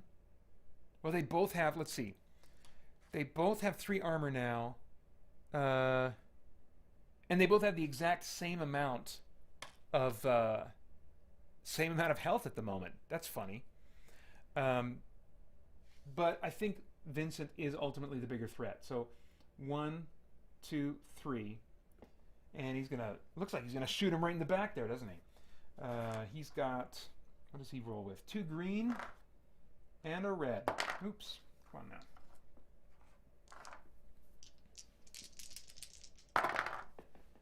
Okay, well, he does enough to do 1 point of damage.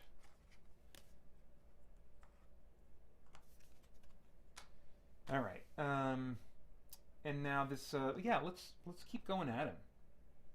Let's take this guy out if we can. Oh, miss! Dang, really seeing those misses. That is surprising me. Let's see. The, how far in can this zombie get? 1, 2, 3, not very far. 1, 2, oh, hold the phone. Really? 1, 2, 3. Look at that. Look at that. Sometimes I get surprised at how far I can go just with the ability to move diagonally. So let's see. He gets, I believe, a blue and a red. Did I forget any abilities that zombie... Oh, I did! The zombie commando has deadly. I don't know if that would have helped get another damage on the hero. Oh well. Regular zombie has no special ability. But look at that. That's a decent roll. So he's going to do 1 point of damage to Ran. And now we'll have... Oh, let's see. Let's have this guy, the Revenant. He moves 4. 1, 2, 3, 4. And he's got that nice ability that allows him to take a shot right from there, even though he doesn't have line of sight. That is cool. That is cool. So that's a 2. Let's see how well his Seekers work, though. They didn't work so great last time. Yeah, here we go. Oh, man, he got a miss. Let me see here. There might be something... I'm trying to remember if a scatter effect activates... these attacks cannot be through your close... Blah, blah, blah, blah, blah. There's a scatter effect that activates when you use grenades. Grenades have Seek 2 because you can kind of like theoretically throw them around a corner. And so I want to remind myself when the scatter effect triggers. If it's on any weapon that has Seeking. Because if so, I will want to factor that in. Where the heck are the rules for scatter? Seeking blow through. Oh, scatter. Here we go. Oh, okay. It's blast weapons that scatter. So it's not the seeking part of the grenade. It's the blast element of the grenade. So, so not relevant yet. Not relevant yet. Okay. All right. All right.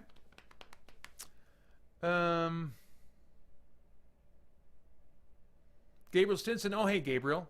I forgot you were here. He says, I worked from 4 a.m. until 9 a.m. I am paying bills and designing a workout program for a friend. Oh, cool. That's so generous of you. Thank you again for last year when I was doing that weight loss endeavor. And you gave me those tips, took some time out, recorded a video even for me. That was great. That was great. Really appreciated that.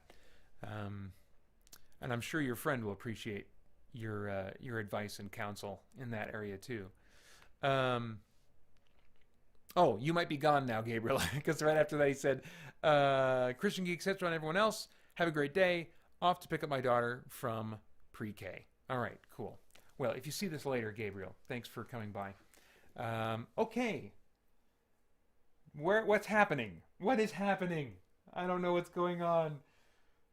Have I rolled to attack? No, he missed. That's right.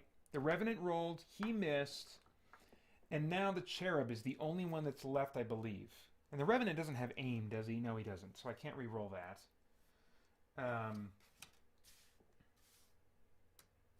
Let's see here. Okay, so the Cherub will go ahead and attack. Where is that? Where's his stats? Come on, Cherub. There you are. Okay. He can move 6 spaces. Oh, he's only a melee attacker, so he's like a little bat creature that comes flitting around your face. Except he's bigger than that. I imagine him being like a moth that's getting in my face, but maybe he's like, I don't know, he looks huge. He looks like human-sized, but dang, he's moving fast. Maybe I'll bet in the video game he is a bit of a smaller thing, and they just don't kind of have these guys all to scale necessarily. Okay, so he can move 6. Let's have him go after, I don't know, 1, 2, 3, 4. I'm feeling Vincent at the moment, so he'll go for Vincent, and he attacks with the Christmas dice. Ooh, that's a decent hit. So 4. Wait, what's that other ability? I got to make sure I don't forget. He's got flying, and then he's got the. Oh, is that a dodge ability that he has? Agile. Okay, so he's always dodging. He's always dodging. So that's not relevant right now.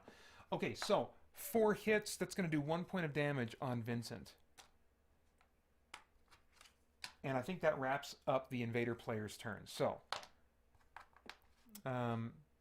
let's have Vincent go first, remembering that he has shaky footing. I'll discard that. Well, no, I'll hold this in my hand, dang it, until I actually successfully remember. So, it's time to go. We need to just go at this point. We've gotten everything we need from this room. We need to just get the crap out. So, I think I'm just going to have him sprint. I'm going to have him sprint. None of these guys have Watchful, so he'll grab 1 thing of ammo. He'll go 1, 2, 3, 4. So he picks up that one. Nice. And diagonally actually does count as adjacent, so he's going to go for 5, 6. And that's as much as he can do, because he has shaky footing. So he can't move the full 8. All right. But before Rand takes his turn, we got to reveal this area. Area 3. Oh, poop! I forgot to put something down. It wasn't relevant quite yet, but I missed it. It just blended right into the background color of the area on the map. But there's a vent right here, and there are certain creatures that have the ability to move through vents. Those trites, those little spidery things, they can, if they go to a vent, once they land on the vent, they can spend 1 movement point to move to any other vent on the board. So right now the only other vent is way over here. So there's, yeah, and I don't think cherubs, can cherubs move through vents? I don't think they can. Where's that cherub? No, we can't. No, we can't. But I still want to make sure that's there. Okay, let's reveal Area 3. Ooh, I got a second chance to get grenades. And, you know, I am cheating a little bit, but I'm aware now that the invader player has not quite. So I can swap tokens. So I need to... I think I would have learned my lesson anyway. If I didn't know that the invader player has that right now. After getting those grenades taken from me last time, we cannot have that happening again. Let's adjust our field of view here just a little bit so we can appreciate the setup. Oh, we do have a vent to put out, so I don't want to miss that. Oh wait, no. Nope, that's just the background. That's just this vent. That's the built-in vent. Gosh, that would be nuts if these counted as vents. That's something to consider to mod this game if you really want to make those creatures like able to freaking appear anywhere. Huh. I wonder if that would be a thing. Should I try it? Let's try it. I feel like trites are so harmless that let's say that trites can move through not just these vents that you place on the board, but the ones that are already embedded in the art of the tiles. House rule. We're going to give it a shot. It's all about experimenting this week. But I like that idea. My gosh. And this room's just filled with vents. If we play with this rule, this has all these great looking things, these great things. I'll call those vents too. Let's get crazy with it. All right, so let's keep setting up. So we got a big old crate of grenades there. That is very inviting. We've got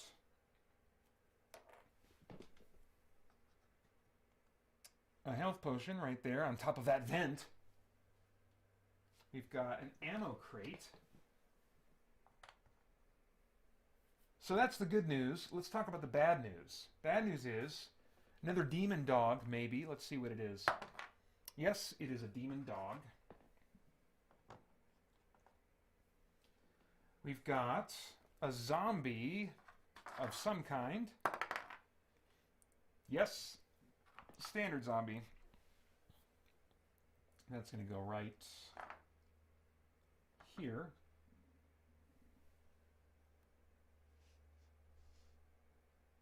Move that back just a wee bit. No frags yet. Still no frags. Let's see here. We got an imp that we got to put out maybe. Yes, standard imp. Right there. And another zombie of some kind. Oh, this time it's going to be a zombie commando. Right there. And I think that's everything that we need to put out. Right? Yeah. Okay. Well, let's see here. What do we have for... This is Area 3. Here's the flavor text. Area 3 now. This corridor is ominously quiet. Ahead, you see the corpse of... Wait, I do? Area 3? Corpse of a Marine? Okay, well, I guess it's not an encounter point. Ahead, you see the corpse of a Marine lying on his back with several grenades still attached to his vest. Oh, it's this one right here. That's where it's supposed to be. Nice. Several shadowy forms begin moving towards you. All right, so we got to get to that Marine. He does not need those grenades, but I certainly do. But Vincent's done because he did all of his movement. Yeah, so he's done for now. All right, Ran, you got to move. Let's see. 1, 2, 3, 4, 5, 6, 7. Yeah, perfect. So he is going to advance, which still allows him to move 8 spaces, no longer subject to shaky footing. 1, 2, 3, 4, 5, 6, 7, baby. And let's see. Got to put those on my character bin. So he can move 1 more space. Oh man, I got to remember that this demon dog here has watchful. Let's take him out. Let's try to take him out. Now I've got this blast. I could throw a grenade. Should I just throw a grenade? See what happens? Part of me wants to kind of save it for the big bad at the end, but let's see. If I throw this grenade and I target this space here, so that's a range of 1, 2, 3, then I could potentially get both of those guys at once. And with blast, does that affect multiple spaces? Let's look. Let's consult the text.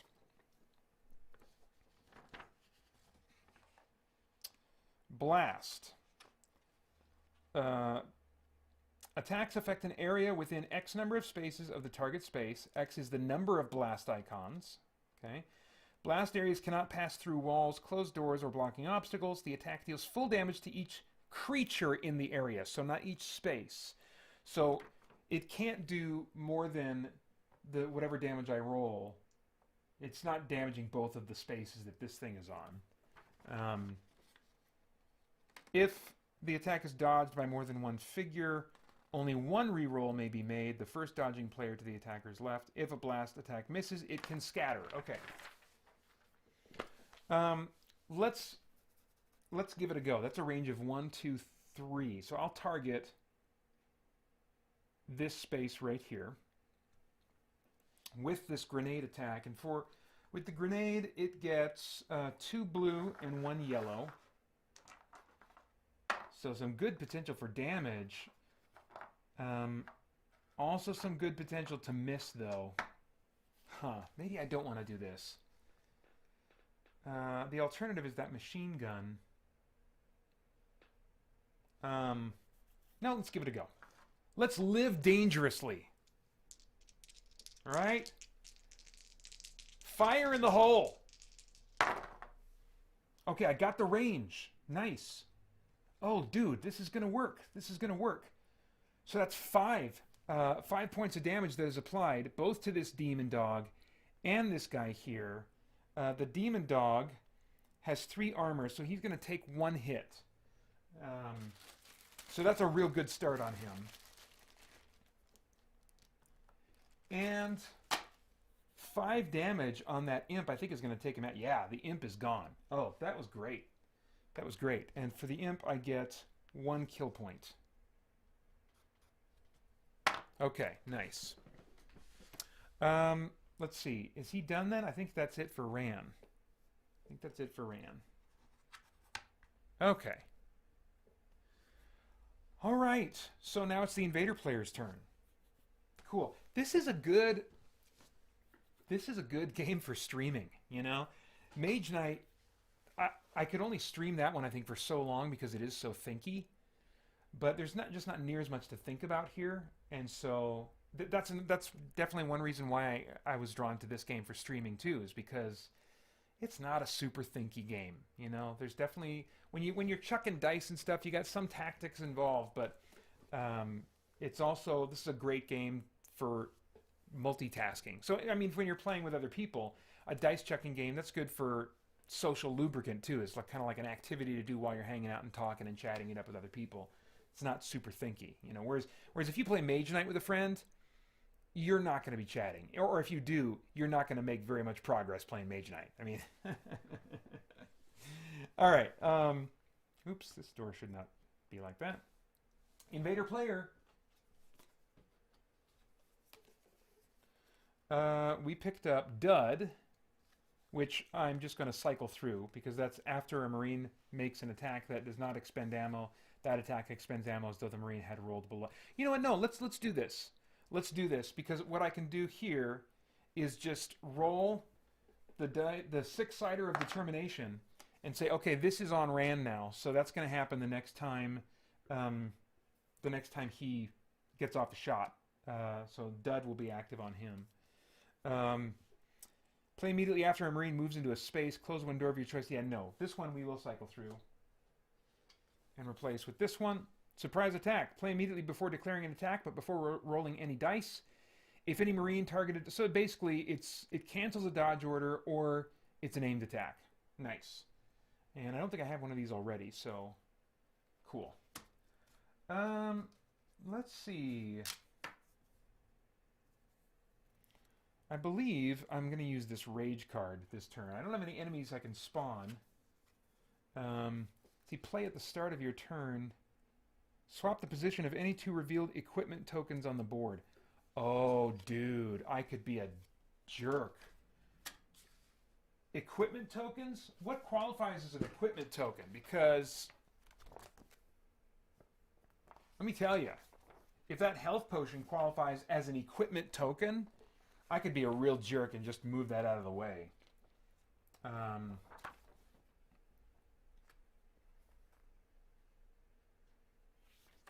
Equipment tokens. Let's see here.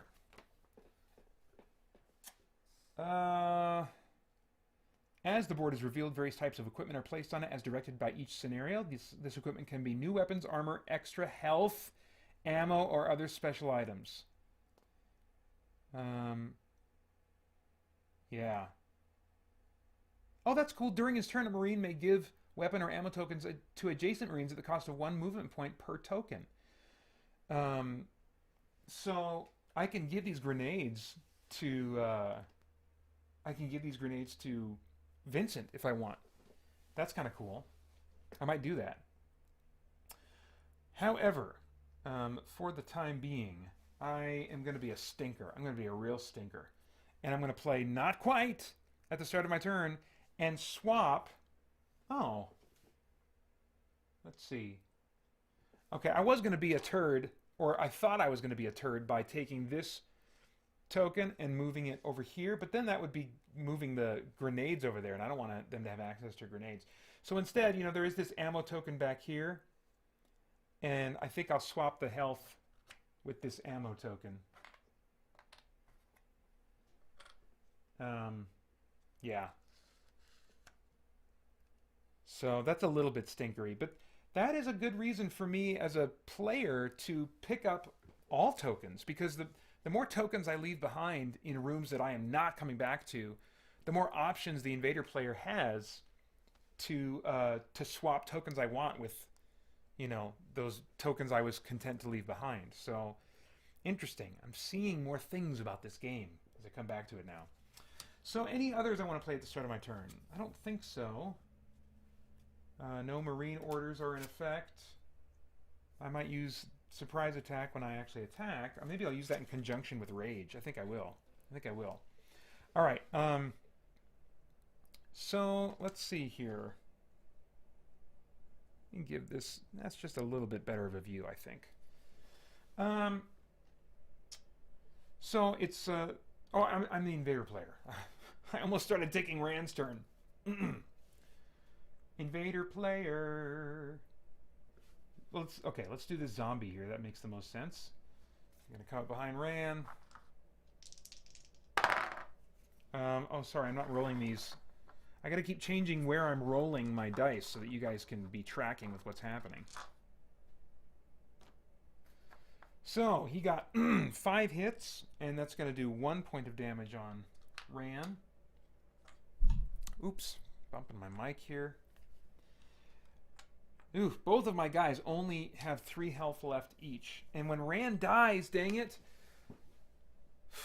Yeah, as an invader player, I want to keep this in mind. When Rand dies, he loses that armor. And so I might want to focus my attention on Rand now. Let's see if we can do that somehow. This demon dog is going to go 1, 2. And he's going to... I'm going to rage and surprise attack Ran. This might be the end of him. So he's going to attack twice. And in the first attack, this is going to be an aimed attack for the demon dog. All right.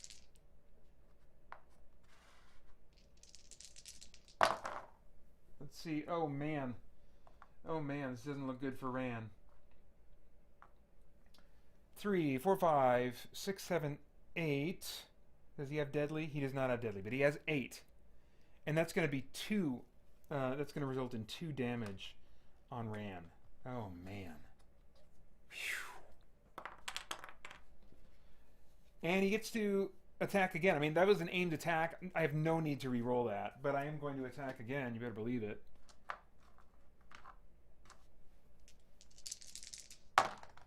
Oh my gosh, there goes Ran. There goes Ran. Look at that. 9 damage. So Ran is fragged. So finally we get to move this to 1. Where's the 1? There it is. 1. 1 frag. Man. Okay, so I have to remind myself what happens. I think I just put him down for now. And then I think it's between 8 and 16 spaces. He has to respawn on the beginning of his next turn. He respawns somewhere that's between or 9 and 69 and 18, 8 and 16. I'll say 8 and 16. 8 and 16 spaces away from where he was. And maybe not in line of sight of a baddie? I don't know. We'll cross that bridge when we come to it. I'm the invader right now. I'm just mowing fools down. So that's good for him. 1, 2, 3. Move him in that direction.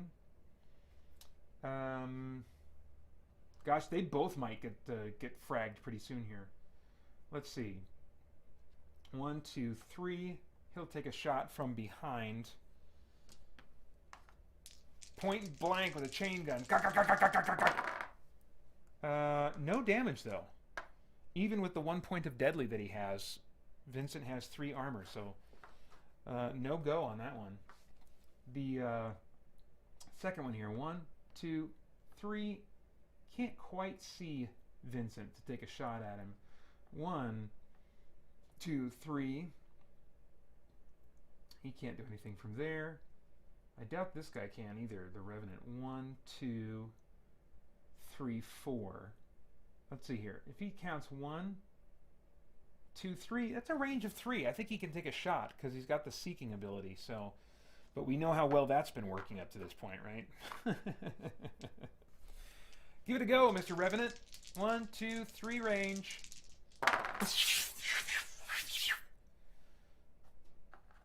I was making all my sound effects. I didn't see which one it was. Well, they both missed. Okay. Or they both got a result of that. Okay, so we got...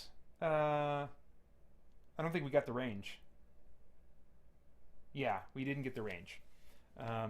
So it would have been a good hit. Oh, wait a minute, because one of these was green. We did get the range. Come on, Pater. Come on now.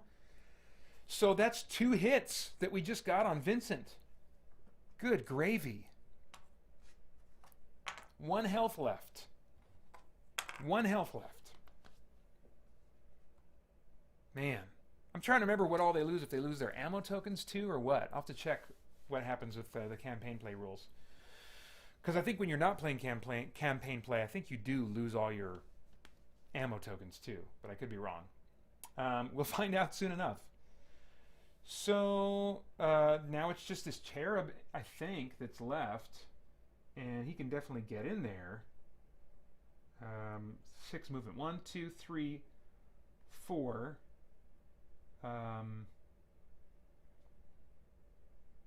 5, 6, I guess. I don't know why I put him there, but I did. And Cherub gets Christmas dice. And he's got the range. And it's going to be 1 hit. Taken out by a freaking cherub. All right. So now he's down too. I got to remember to get rid of this armor token for Ram. Very, very sad. Very, very sad. All right, so now it is... I got to look at the rules. We got 15 minutes left here before I need to take off for lunch. But I need to look at the rules for getting fragged and what happens there.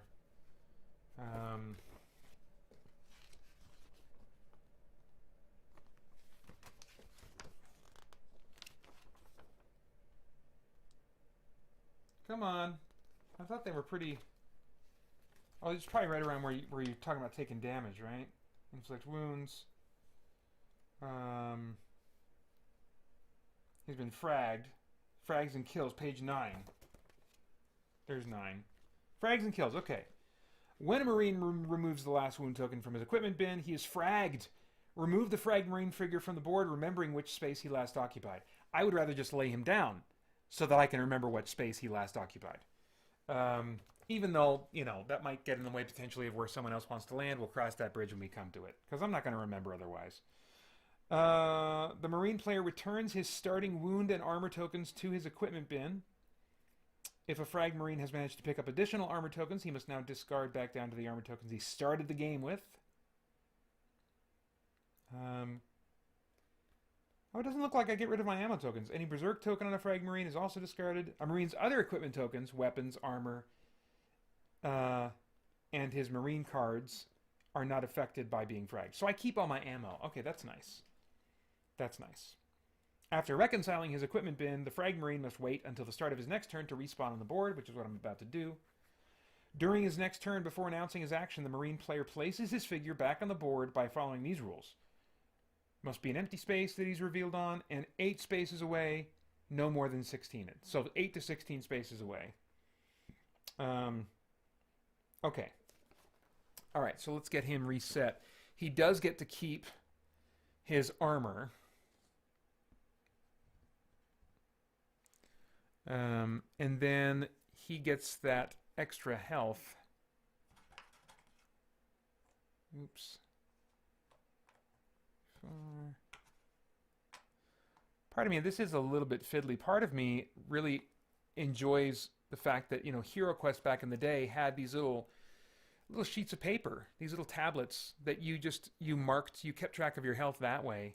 That actually is my preference. I think that having components like this do make it more thematic, but it gets more fiddly and busy and, it just takes longer. If I was playing Hero Quest, I wouldn't be doing, let's stack them, that's all, and be real careful here. I'd just be like, move on, So, and he keeps his weapons. Okay, good. So he's set to go. But I got to move him. Where am I going to put him? 8 to 16 spaces away. Did it say not within line of sight of a monster? Was that a thing? No, just a revealed empty space. Just a revealed empty space. Nice. Okay, so 1, 2, 3, 4, 5, 6, 7, 8. I could go there. I could go right on top of that ammo token. Oops, sorry, I'm not showing you what I'm thinking about here. So he's right here, and I could go 1, 2, 3, 4, 5, 6, 7, 8, or 9, or right next to the door. I think, I know where the final room is. I know that the final room is over here. And I know that I have what I need, I think, to at least get out of that door, but there might be some other stuff. What I want to do, as a dungeon crawler, as someone who really loves dungeon crawls, it is my tendency to always want to do a clean sweep of the dungeon. And when I have choices in front of me, I just drag my hand along the left wall. I imagine myself doing that. And usually I can end up exploring the dungeon pretty fully that way. So, I am... Oh, crap, but he's way over there. So, I can't respawn in a way that's going to get me to go through this door. I can respawn in a way that'll get me through this door. So, I think that's what I'm going to do. Yeah. Can't quite play this the way I want to, like a true dungeon crawler. But anyway. So, yeah, I'll respawn him. I don't need an ammo. Well, that's right. I was just telling myself maybe I should be picking up ammo tokens. I'll put myself right here. So I pick this one up. And Ran, I think, can... He's not going to be able to pick up the other one. Where am I going to put Ran? 1, 2, 3, 4, 5, 6, 7, 8. Oh, thank goodness. Okay, so I can just barely keep Ran in the same area. All right, so we'll leave that one ammo token behind potentially. Maybe Ran can just run back for a second and pick it up. But yeah, I'll respawn there for now.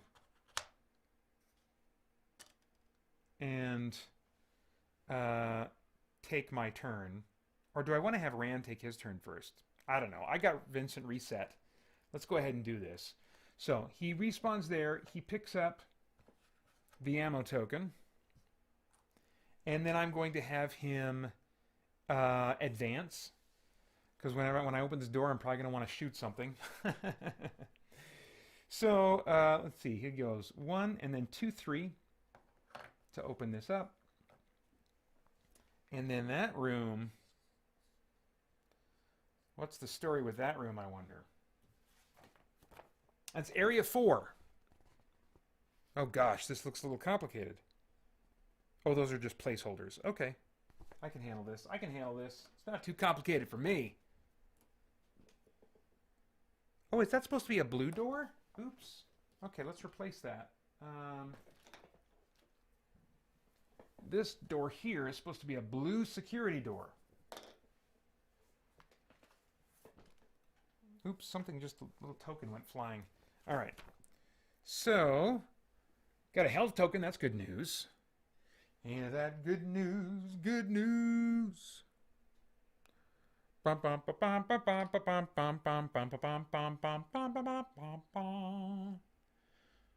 got a crown up in the kingdom. Ain't that good news? I'm gonna lay down this world. Gonna shoulder up my cross. Gonna take me home to my Jesus. Ain't that good news?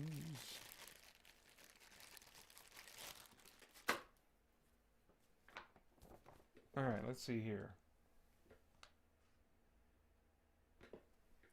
So we got a little bit of an obstruction there. Got some more vents to play with if we get any critters out here. Critters, trites, whenever they are.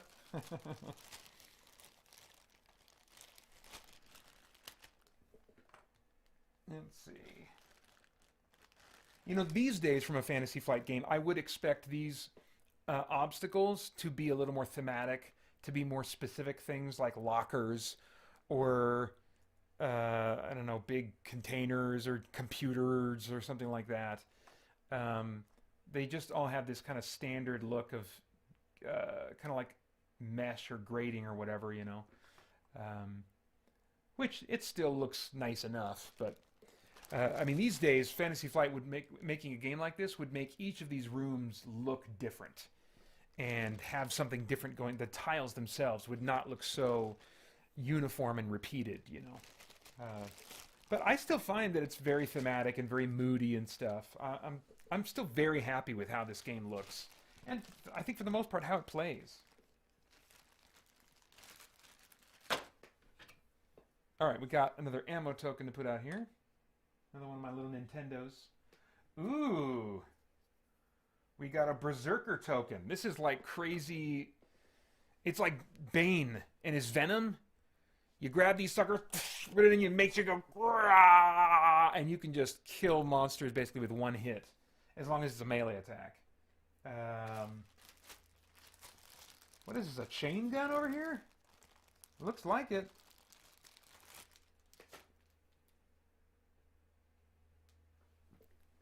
Nice. I wouldn't mind getting my hands on that. I think that's all the good stuff. Oh,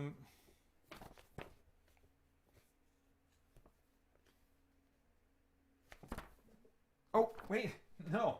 There's one more very key item that needs to be placed.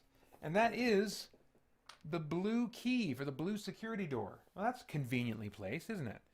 All right. Got about just 5 minutes left. Got to be wrapping up here. And then I'll be back in an hour and a half is what I'm planning to do one more hour today, which maybe will be enough to get through this. We'll see. Okay, so that's now. I gotta put some baddies out maybe? No, maybe not. This is area 4. Filing cabinets have been knocked over, partially blocking the door into this office. Lying on the floor nearby is a security card. Ominous chittering noises come from above, and the ceiling is covered in webs. Oh boy. All right.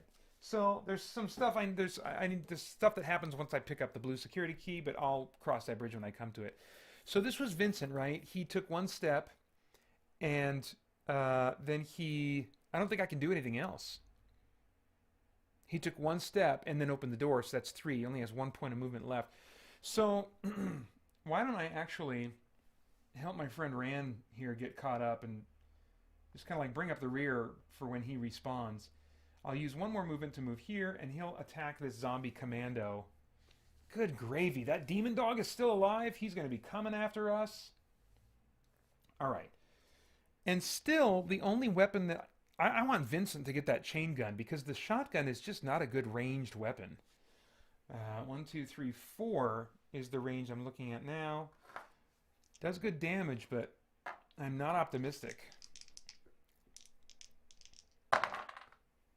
Okay, so 1, 2. Yeah, I didn't make the range. He gets to attack twice, so I guess I'll try one more time. Can I even potentially... I don't think I can. I don't think I can. The most I can get off of this one is 1. The most I can get off of this one... Oh, wait, no. Okay, there is potential. There is potential. All right, well, I'm sure he at least got that zombie commando's attention, but that's the end of his turn.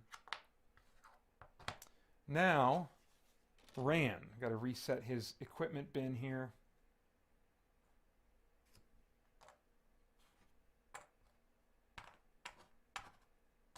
All right. Only has 2 armor again. Very sad. Let's see here.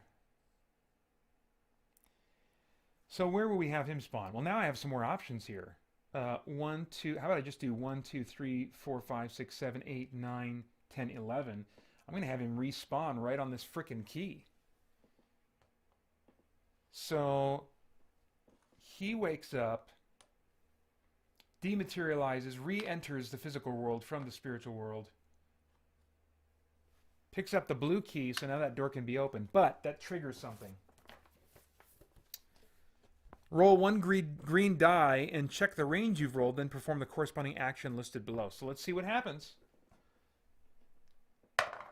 So 1. Oh, nice. You're in luck. The key appears to be in working order. What would the other options have been? I could have been ambushed by trites. The key could have been broken. Nice. Oh, that's wonderful. That's wonderful. So, yeah, I could have been... There's one where this room gets swarmed with trites. And now it's not. Oh, my gosh. So I'm very close to finishing this. That is awesome. Let's finish up Rand's turn, and then I'll come back in an hour and a half to do the invader player's turn. So he appeared, he picked up that. I'm going to leave the chain gun for Vincent. And my gosh, let's have Ran, I forgot to declare what he was going to do. Let's have him sprint. So he's going to go 1, 2, pick this thing up. That's going to be interesting. Let's hold that thought. 3, 4, 5, 6, 7, 8, 9, 10. And then he's got 2 movement left. And I got to set up this room. Oh my gosh. I don't have time to set up this room. Hang on. We're going to do... No. Here's what I'll do. I have two movement points left. I will remember that by putting this right here. Okay? And then putting this thing right on top of it. See, there's my timer. Time to have lunch with my wife. And the door is opened. And so we're just about at the end of his turn. I'm going to reveal that room when I come back from lunch. So that's all for now. Thank you so much for watching, and I hope you'll come back in about an hour and a half to probably see the end of this mission, which it's ramping up. There's some crazy stuff in that room. All right. Thanks a lot. Bye-bye.